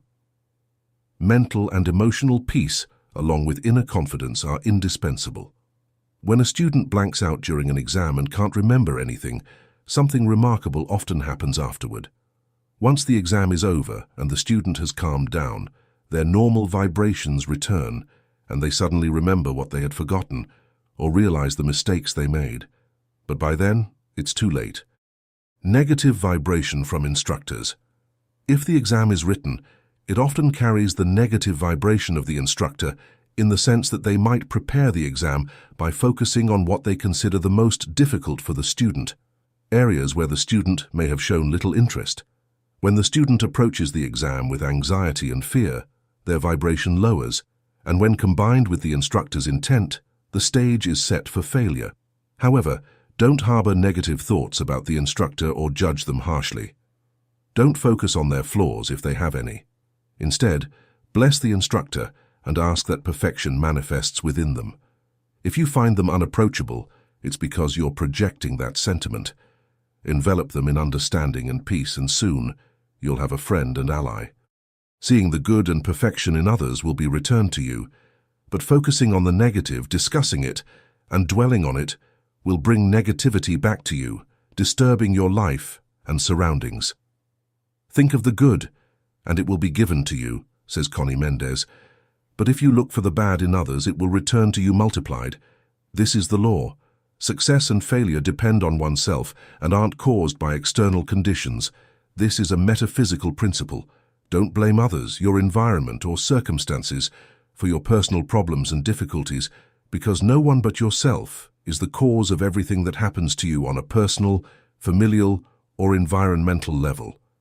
The one who remains calm and at peace receives peace, but the one who is fearful and anxious because they expect the worst will attract it into their world. No one can avoid this. Effort and responsibility.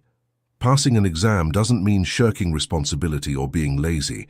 Those who act in this way aren't adhering to the law and won't succeed because they haven't made the necessary effort.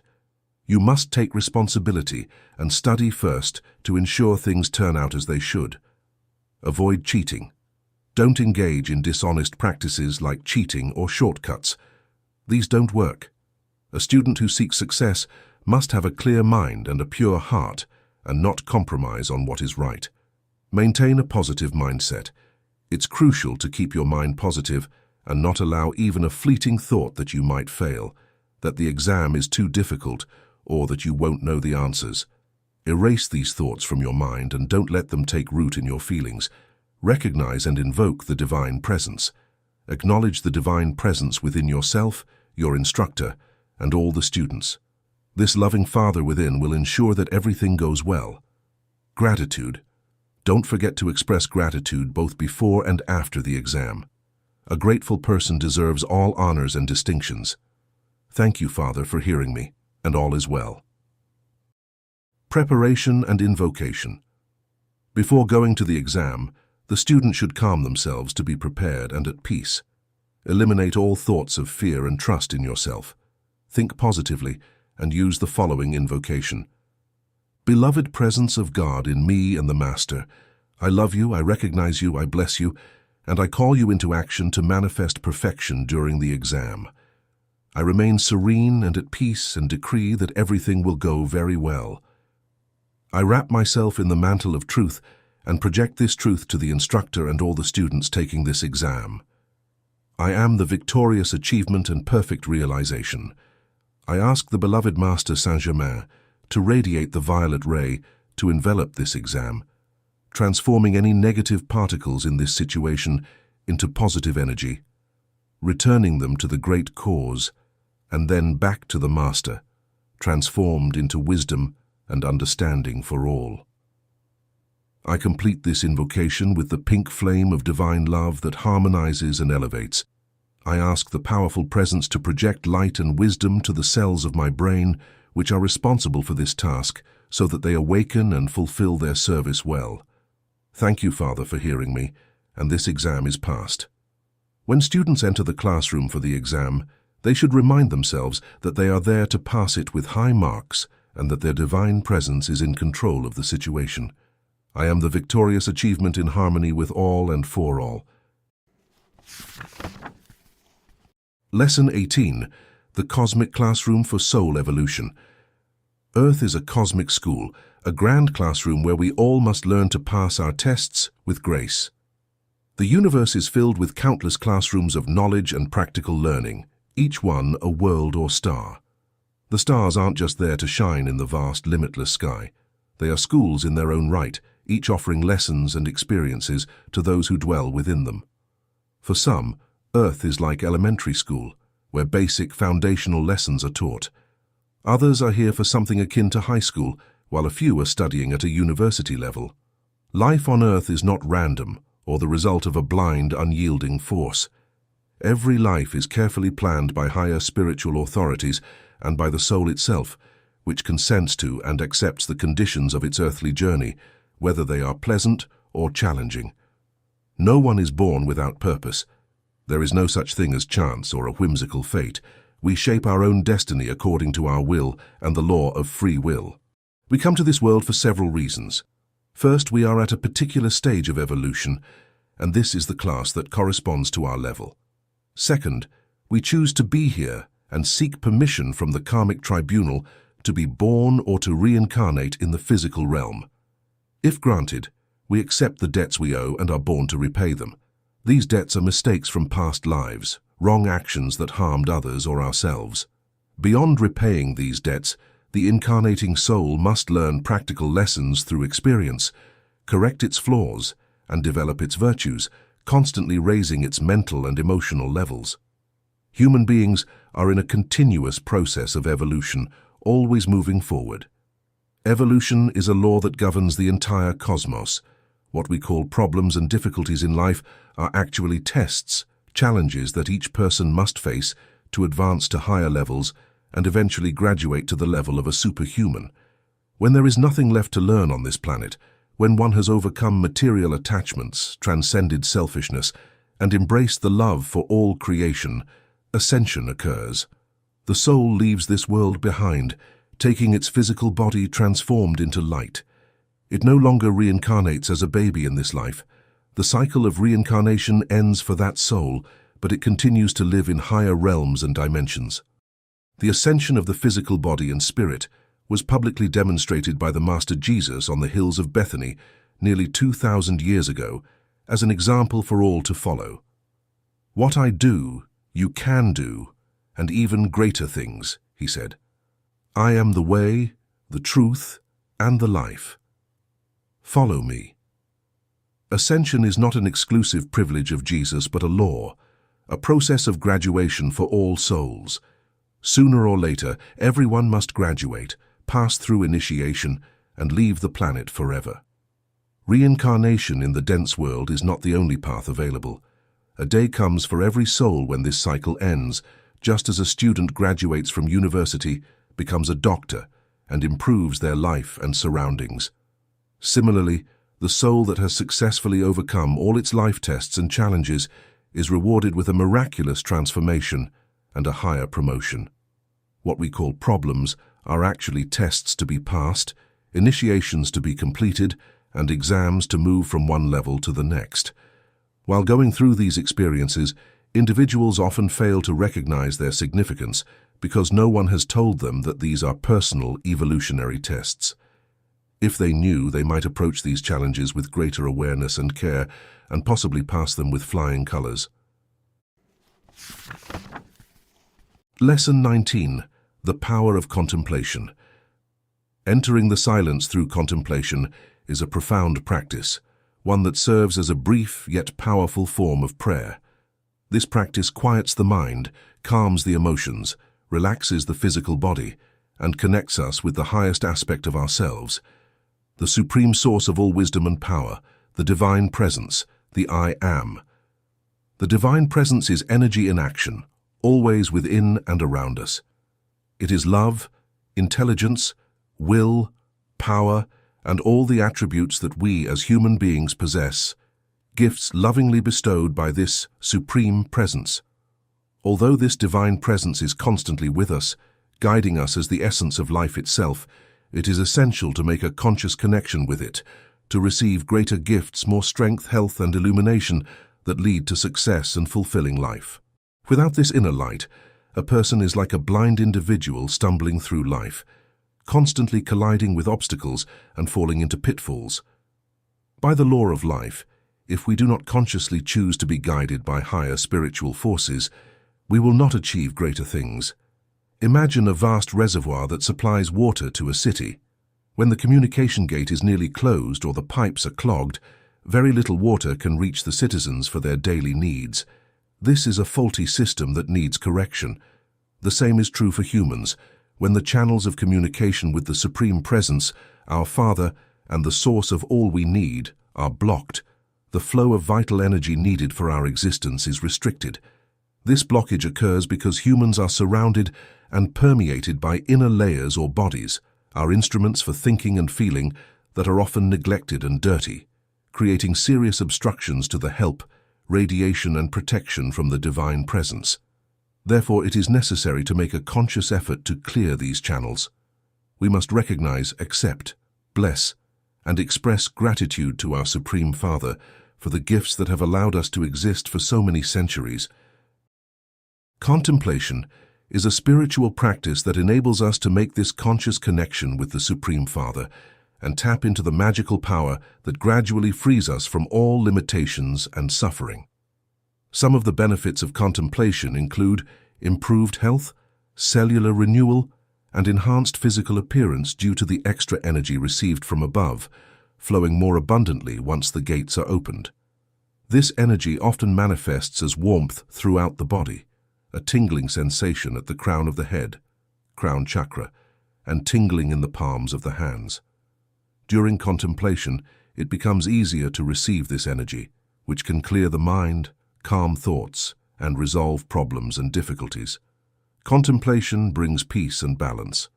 Those who practice it regularly are generally calm, emotionally stable, and do not easily fall into despair. They become a magnet of positive energy, radiating peace to those around them. However, the most important and transcendent aspect of contemplation is the awakening of the inner Christ, the divine presence that resides within the heart. This Christ is not the Jesus Christ of religious teachings, though it is a child of the Holy Trinity present in every human being. We are all three in one, each containing a Trinity within. When the Christ within awakens, The person grows spiritually and feels different, gaining self-control, strength, and wisdom. A person with only the seed of Christ, undeveloped, is like a wild animal, driven by instincts, emotions, and thoughts, with little wisdom or control. They spend their life merely eating, sleeping, working in a routine manner, watching television, and engaging in the countless superficial activities that fill the lives of so many unconscious human beings. The true value that elevates humanity is the awakening of the inner Christ, the inner master filled with wisdom and power, who illuminates, blesses, and prospers the individual incarnated in the physical plane.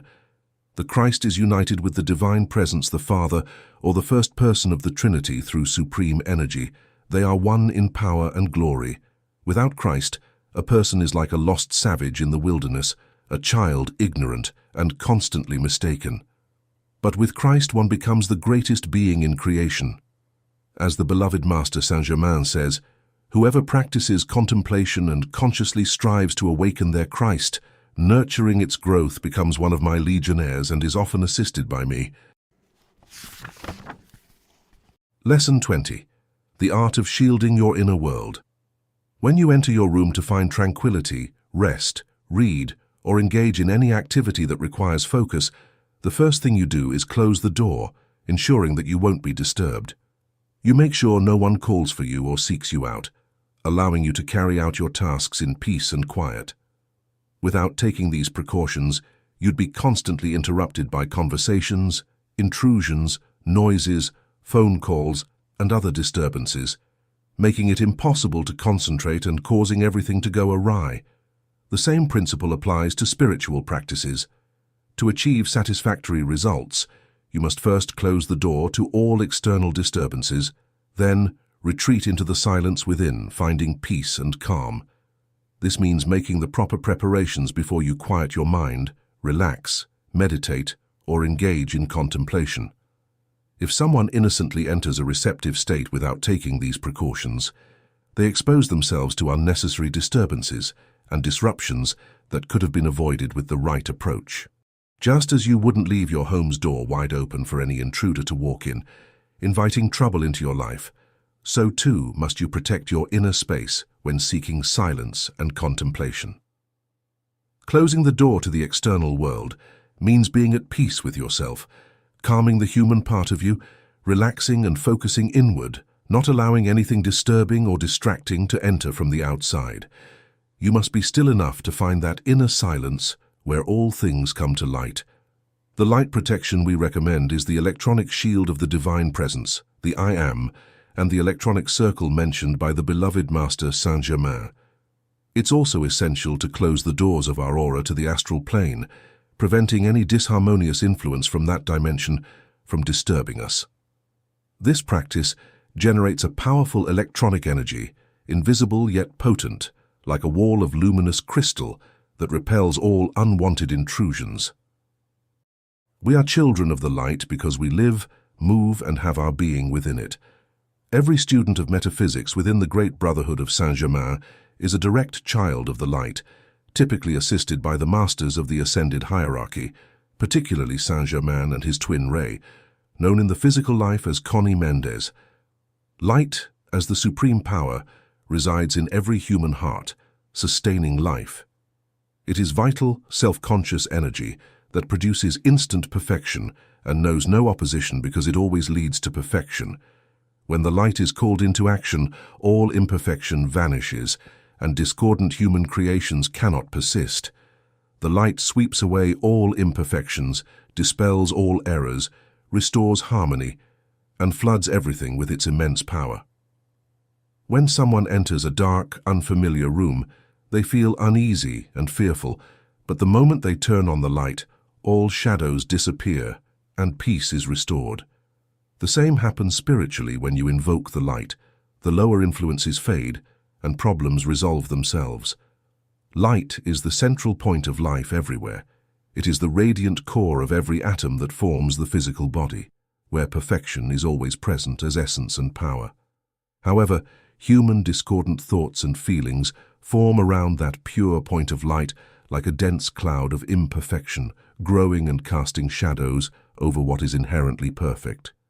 This is the source of the disturbances and suffering humans encounter in their lives. Everything that exists is pure light at its core. The discord is added by humans due to the misuse of free will. Each person on earth has a shell of imperfection layered over their light, hence the need for widespread purification. Humanity has shrouded itself in dark veils that now must be removed to allow the light to shine once more from within, ending human suffering. What we call ugliness, evil, selfishness, and other discordant conditions are simply layers added to the original perfect light within each being. We are children of the light, and we must not forget this. Therefore, we have the obligation to purify ourselves as soon as possible. Everything originates from light. Light is the universal substance from which all living and non-living forms have emerged. It is the source of all that exists, the supreme force that animates everything manifest in the physical plane and throughout the cosmos. Nothing can exist without emanating from the mighty light, the universal and cosmic light. There is only one power capable of moving through all creation, and that is the great electronic light that permeates everything. The law of life in the universe is the law of light. We live, exist, and have our being within the light. Nothing can live outside of it. The negative polarity, often referred to as evil, is simply the absence or lack of light, always striving to disrupt and cause disturbances if allowed. This polarity is sometimes called the sinister force, though we prefer to refer to it as the other polarity. Religions speak of hell, demons, and so on, which are merely entities from the lower astral plane, or low-evolution discarnate beings that disturb and annoy. The astral is the dimension adjacent to ours, where those who have undergone the change called death reside. It is also known as the fourth dimension and has 7 levels. Lesson 21. Trusting your inner wisdom. Many people struggle to hear the voice of their inner divine presence because they haven't learned to listen or quiet the external noise. They live with their attention focused on the chaos of the outside world, missing the subtle yet powerful guidance within. This inner voice, like a gentle whisper, often goes unnoticed amidst the distractions of daily life, yet it remains a constant source of wisdom, nudging us toward the right path. To truly hear this voice, one must practice stillness and learn to tune out the external clamor. Just as you would stop dancing and lower the music to hear a ringing phone in the next room, you must calm your mind and focus inward to connect with your divine presence. This connection is not a loud proclamation, but rather a quiet intuition, a subtle impulse guiding you toward your highest good. Throughout history, great leaders and thinkers like Gandhi, Edison, and Joan of Arc achieved remarkable success by listening to this inner voice. This voice, the expression of your divine self, speaks through intuition, impulses, and gut feelings, ways in which your higher self communicates. Trusting these inner nudges, even when they seem illogical, often leads to the best outcomes. Nevertheless, it takes practice to use this information. Over time, the inner voice will become more discernible with regular meditation or contemplation that opens the channel. It's crucial to undertake this exercise with an open mind and no expectations of striking insights or audible voices. Often the heavenly direction you seek presents itself as a peaceful notion or an epiphany that resonates deeply within you. Recall that nothing that causes uncertainty, unease, or terror is a manifestation of your divine presence. True advice is always joyful, clear, and peaceful. Let go of the answer if it doesn't come to you right away during meditation. Frequently, the solution will present itself when you least expect it, at ease and going about your daily business. The secret to living a wise and graceful life is to learn to recognize and trust your inner voice. It's about developing a close, trustworthy relationship with your inner self, where the answers lead you toward a life of fulfillment and purpose, rather than coming from outside sources. Lesson 22. The battle between light and distraction. When embarking on a spiritual journey, especially after periods of passivity or disorientation, it is crucial to remain steadfast and vigilant. Many who reach the teachings of the Saint Germain Brotherhood have already ascended through various spiritual levels in past lives, moving from one religion, philosophy, or esoteric school to another. By the time they arrive here, they've reached the final rung of the ladder. But this final step is where the stakes are highest. If one fails to hold their purpose firm, allowing external conditions to interfere, the opportunity for spiritual advancement may be lost. It's all too common for sincere students of the light to start strong, only to falter as distractions from the external world begin to pull them away. A surprise visitor, a sudden illness, a disagreement at home, or the lure of social activities, these can all seem more important in the moment, leading one to postpone their spiritual practice. Gradually, the motivation wanes, and the initial impulse that drove them to seek the light weakens, eventually fading altogether. But why does this happen? The truth is, these students are being interfered with, drawn away from their spiritual path by forces that aim to keep them entrenched in the material world, distracted and enslaved by external conditions. They are unaware that the real battle lies in not giving power to these external distractions. The human being is inherently superior to external conditions, capable of overcoming them, but this power can only be accessed if recognized and utilized. By focusing on the distractions rather than dissolving them, one gives them power. The correct approach is to prioritize the spiritual above all else, knowing that when the spiritual is attended to first, everything else falls into place more easily. This means addressing spiritual needs before tackling worldly problems, allowing the spiritual knowledge to guide and overcome even the most challenging situations. If a difficulty arises that threatens to keep a student from their spiritual practice, they must affirm, first the light, then the problems. By attending to their spiritual duties calmly and consistently, they will find that everything else resolves itself more harmoniously. Spiritual progress requires effort, perseverance, discipline, and willpower. What is easily gained often fades away just as quickly, and it is vital to recognize the value of spiritual teachings, or they will be lost, possibly for a long time. There are two primary causes of interference. First, the times of change and transformation we are living in.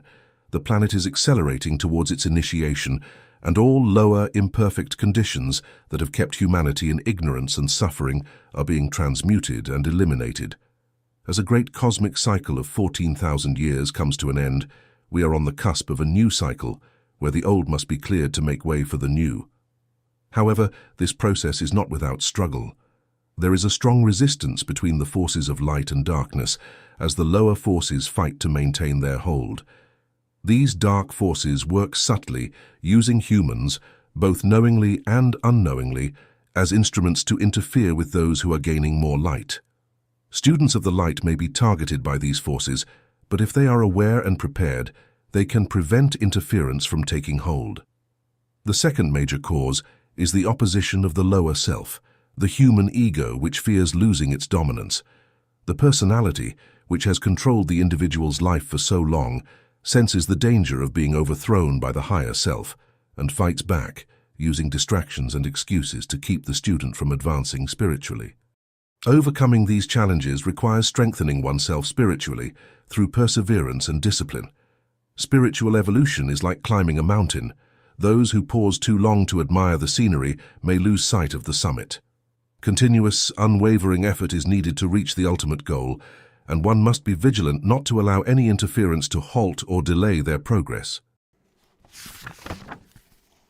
Lesson 23. Unveiling the teachings of Saint Germain and Conny Méndez. The teachings currently offered by the Saint Germain Brotherhood, popularized and expanded upon by Conny Méndez in their most fundamental aspects, originate directly from the realms of light, where the Ascended Masters of the White Brotherhood reside. Chief among these masters is Saint Germain, who, as the avatar of the New Age, has taken on the special task of guiding the spiritual evolution of Earth since the dawn of the Aquarian Age in 1954. Even before this, in 1945, through Conny Méndez, whom the Masters of Light referred to as Juana Maria de la Concepción, Saint Germain projected a profound yet simple Christian metaphysical teaching onto the physical plane. This teaching, supported by the entire White Brotherhood, is designed to elevate the consciousness of the children of Earth. The reason for this privilege lies in Saint Germain's role as the spiritual leader of Earth for the next 2,000 years. The planet operates on cosmic cycles, each lasting 2,000 years and guided by a master of wisdom. During the previous cycle, known as the Age of Pisces, the Master Jesus was responsible for the spiritual evolution of humanity, imparting what is now known as Christianity. However, as all things must progress in an ascending spiral, Saint Germain now leads the continuation of this spiritual evolution into the age of the violet flame. The metaphysical teachings we impart do not rest solely on the remarkable books written by Conny Méndez. These teachings have also been transmitted directly by the Masters of Wisdom of the White Brotherhood through channels, highly evolved spiritual individuals who serve as transmitters of knowledge when properly trained and protected. Conny Méndez laid the foundation of this movement when she spiritually founded the Saint Germain Brotherhood in Caracas in 1945. For many years, she worked tirelessly to expand this teaching through lectures, conferences, and the training of guides. The Masters have always communicated through channels, with Saint Germain and Jesus being especially active in this work as they are united in the great work. The metaphysical teachings we provide are of a higher nature than psychic phenomena. The channels are not mediums. They do not enter into trances, lose consciousness, or communicate with the astral plane. Instead, they connect with the higher realms of the Ascended Masters, ensuring that there is nothing psychic or harmful in this work. The impact of Conny Méndez's work has been profound, with the seeds she planted yielding abundant fruit.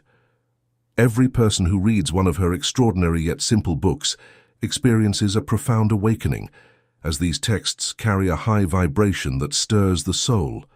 By the law of vibration, readers are drawn into the movement, ready to practice and live the teachings in their daily lives. Conny Méndez's work was meticulously guided by the Masters. She came into the world with a specific mission to fulfill for South America and the planet as a whole, to impart, expand, and popularize the teachings of Saint Germain at a deep and accessible level. Throughout her journey, Conny was mentored by significant spiritual leaders such as Emmett Fox, founder of the Unity Movement, and Guy Ballard, who popularized Saint Germain's teachings on the use of the sacred name I Am and the transformative violet flame. Conny's work transcended her teachers, expanding beyond biblical foundations and recognizing the ascended masters of the White Brotherhood. As Conny Méndez re-established her esoteric abilities and extrasensory sensitivity, she received direct instruction from Saint Germain for 2 consecutive years without intermediaries. To protect her from any psychic interference, her chakras were sealed, a precaution extended to all those chosen for specific missions in the human plane, ensuring they were shielded from unnecessary disturbances. The origins of these teachings trace back to the esoteric wisdom of Enoch, whom Conny refers to as the father of metaphysics. Known by various names including Hermes Trismegistus in Greece, Thoth in Egypt, and Cadmus in Phoenicia, Enoch's ancient knowledge, particularly the 7 laws that govern the universe, forms the foundation of the metaphysical teachings we now share.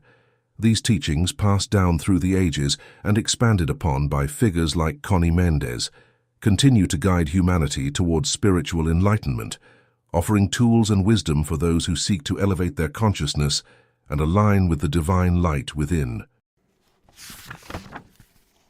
Lesson 24. When to speak and when to listen. Silence is not merely the absence of sound.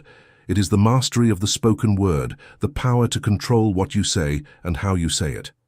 Words are more than mere utterances.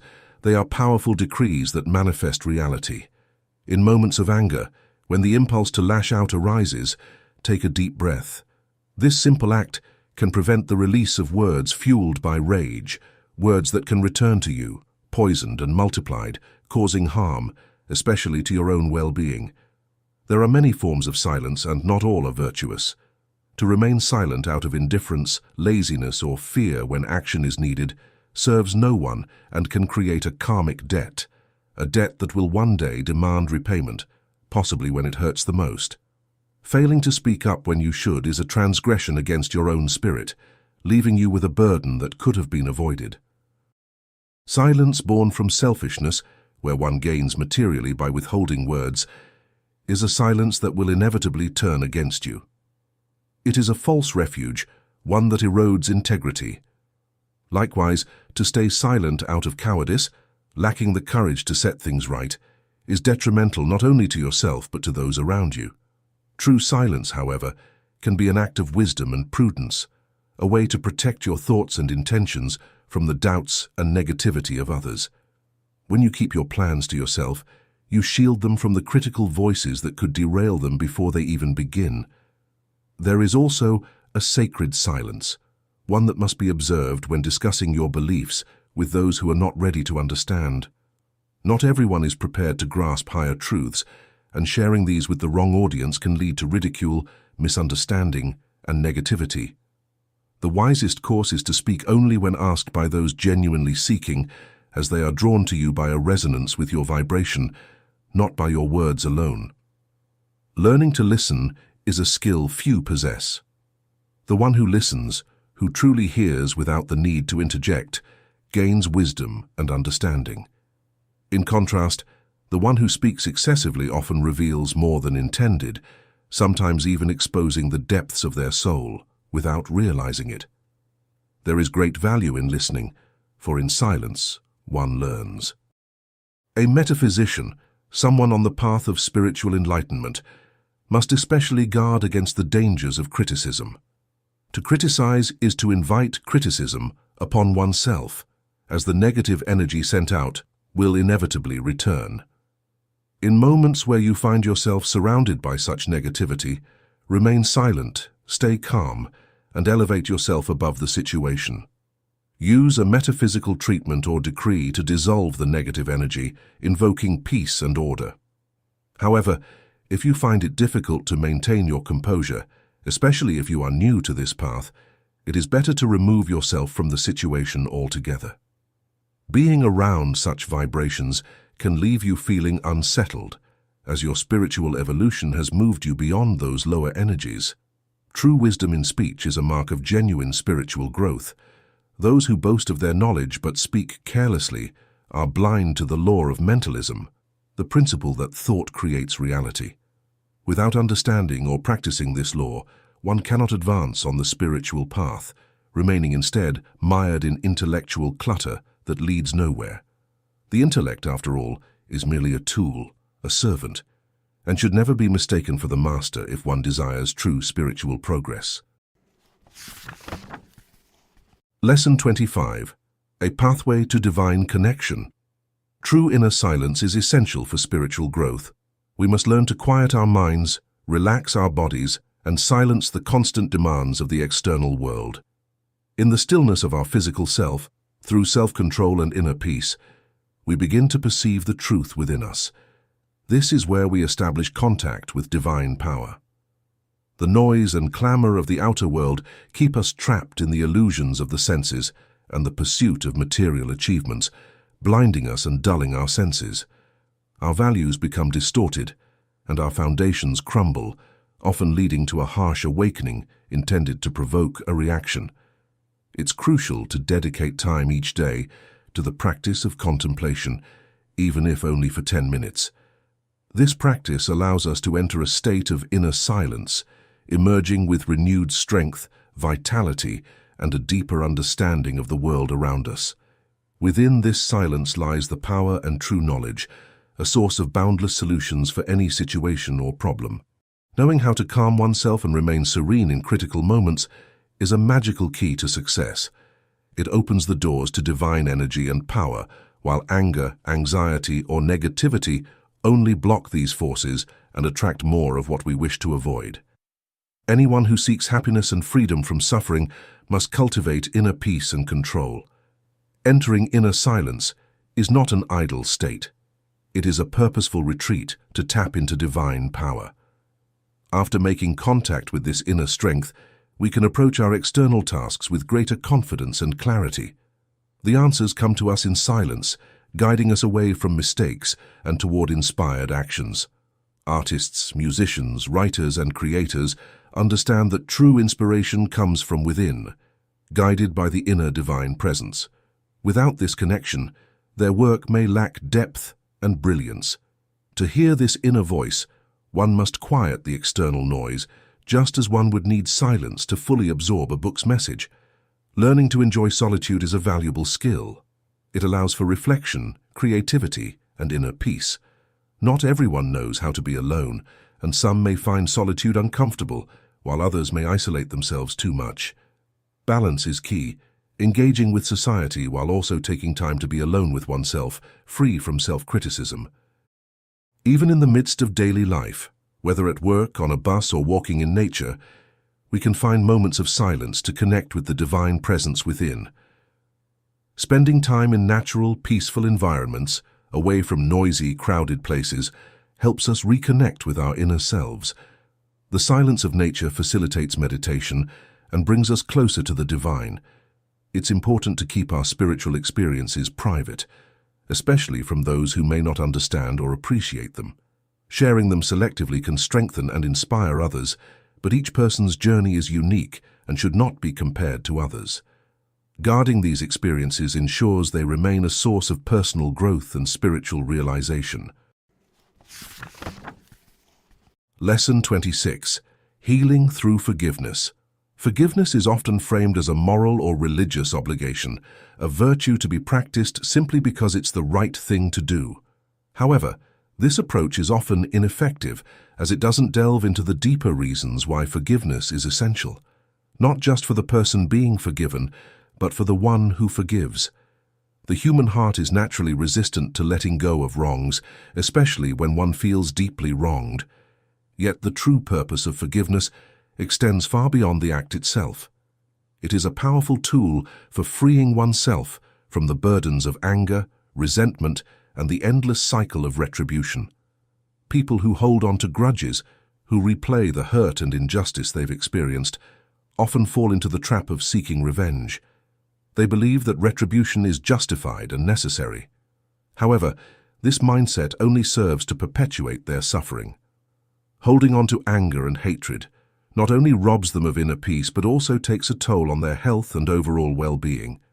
The negative energy of resentment and hostility doesn't just dissipate, it returns to its source, magnified, and wreaks havoc on the mind, body, and soul. It can cause immense emotional and physical damage, leading to chronic stress, illness, and even severe health issues. Forgiveness is not merely about releasing others from blame, it's about liberating oneself from the toxic cycle of negativity. By choosing to forgive, one redirects the flow of negative energy and prevents it from causing further harm. True forgiveness isn't passive. It actively dismantles the negativity within, allowing peace to take root. It's not enough to simply refrain from seeking revenge. One must genuinely release the hurt and anger, both mentally and emotionally. This includes addressing the person or situation with a spirit of understanding, saying, "I forgive you, not just for your sake, but for my own well-being." This approach dissolves bitterness and resentment, paving the way for healing and inner harmony. However, forgiveness is often misunderstood. Many people think they've forgiven someone, yet they continue to dwell on the wrongs committed against them. If the memory of the hurt lingers and stirs up anger or pain, then true forgiveness has not been achieved. Forgiveness, when genuine, is accompanied by forgetting the offense, letting go of the negative emotions tied to the memory. Saying, "I forgive, but I don't forget," is a contradiction in terms, as it indicates that the wound is still festering, preventing the healing process from fully taking place. The benefits of true forgiveness are profound. It primarily benefits the forgiver more than the forgiven. The act of forgiving brings peace, alleviates emotional burdens, and restores mental and physical health. It shields the individual from future negative karma, as harboring ill will only attracts more suffering into one's life.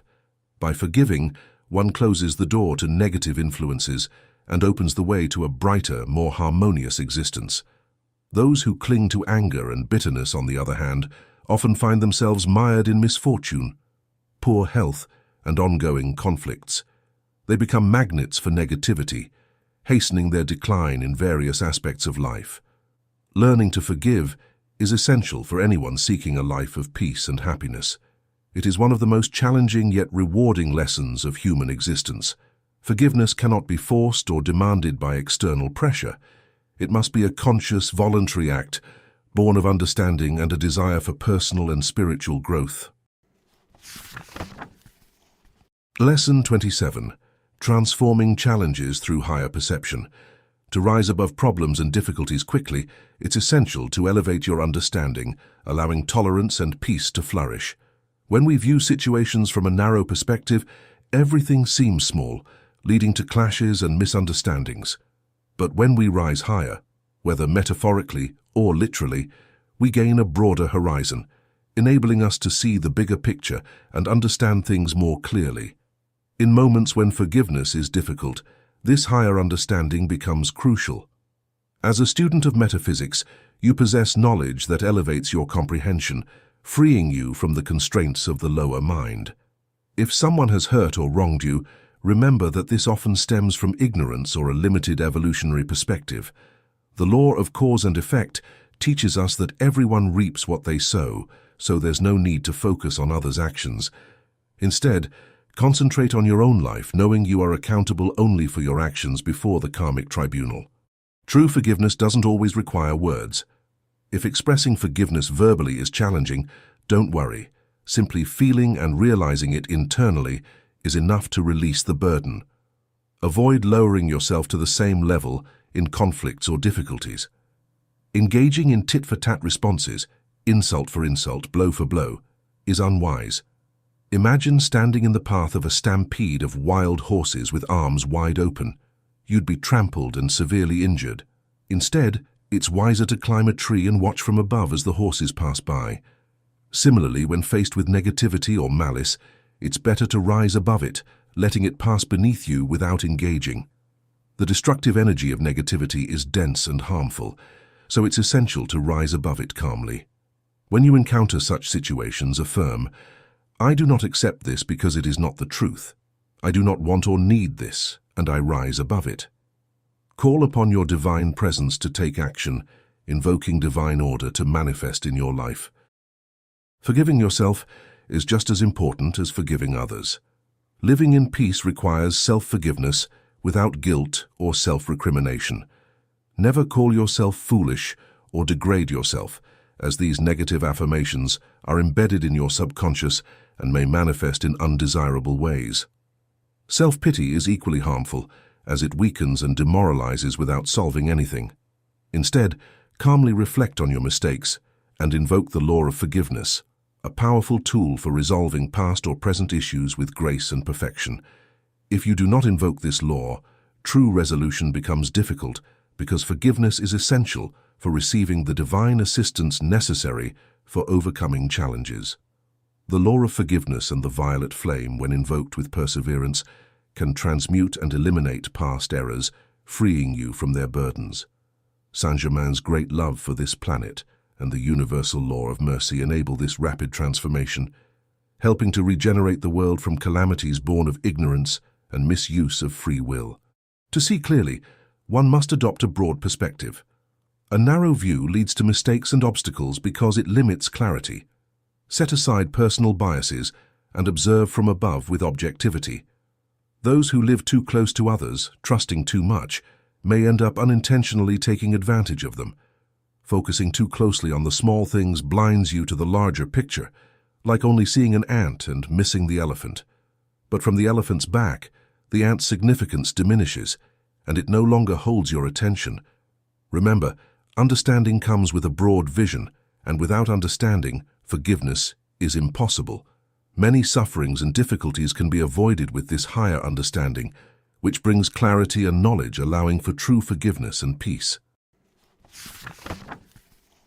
Lesson 28. Beyond Material Illusions. Happiness in the transient world we live in is often a nebulous concept, shaped by individual desires and circumstances. Some equate happiness with economic stability and family peace, while others find it in the joy of falling in love and marrying the person they cherish.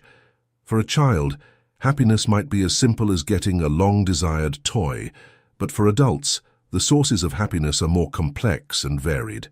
A politician might see happiness in gaining power and status, while those struggling with scarcity might define it as financial wealth. Many women might seek happiness in beauty and admiration, while others long for perfect love. Happiness, as we see it, has countless forms and interpretations. What brings joy to one person might mean nothing to another. The pursuit of happiness is universal, driven by an inner longing for elevation and perfection.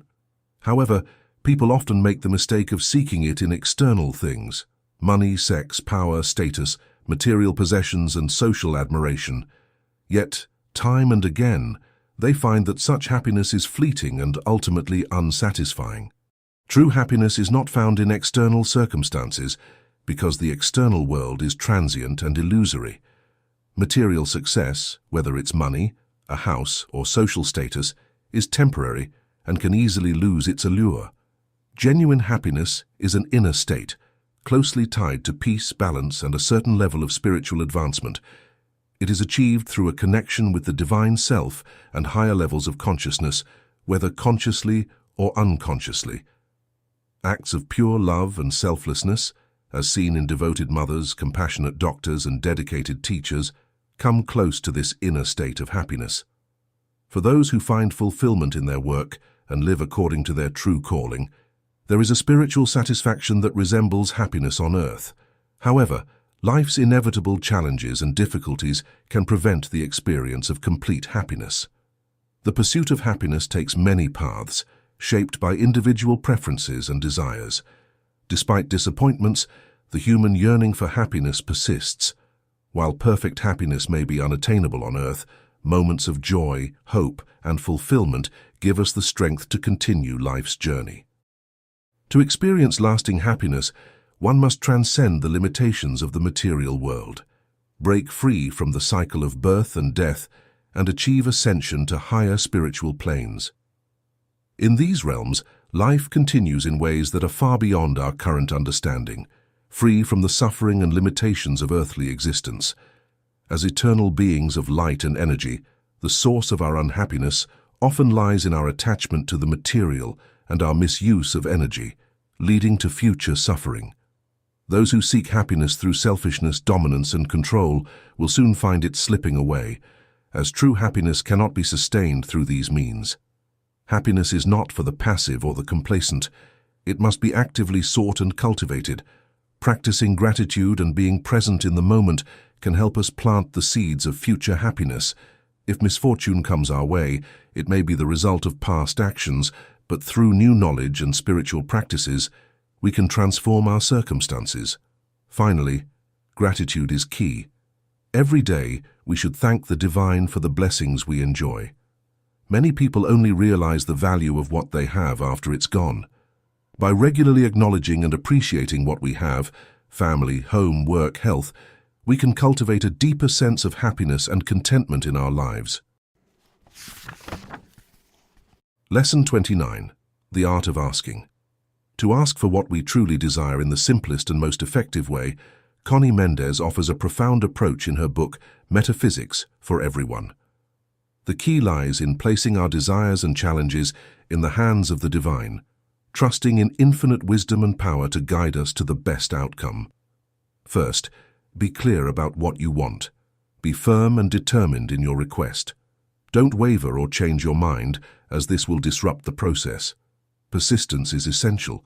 The words to use are simple yet powerful, in harmony with everyone, according to divine will, under grace, and in perfect ways. First, clearly state your desire by saying, "I want this," in harmony with everyone, according to divine will, under grace, and in perfect ways. You only need to make this request once. There's no need to repeat it. However, each time the desire comes to mind, simply say, "Thank you, Father, for this is already granted and I am awaiting its arrival." Eliminate fear and doubt from your heart, as they can block your requests from being fulfilled due to a lack of faith. If you approach this process with curiosity, or to see if it works, it won't be effective. Instead, maintain a joyful expectation, as this brings hope and happiness. Be alert to recognize opportunities when they present themselves. Don't let them pass by unnoticed. Remember, you have the divine presence within you, the loving Father who has cared for you since the beginning of time. This presence desires only good for you, wishes for you to be happy, and lacks nothing. The divine never punishes. Instead, it is full of love and understanding, always ready to help you as you progress and grow. However, this assistance must be requested, as the law of free will and evolution requires your active participation in seeking it. Lesson 30. Divine Order.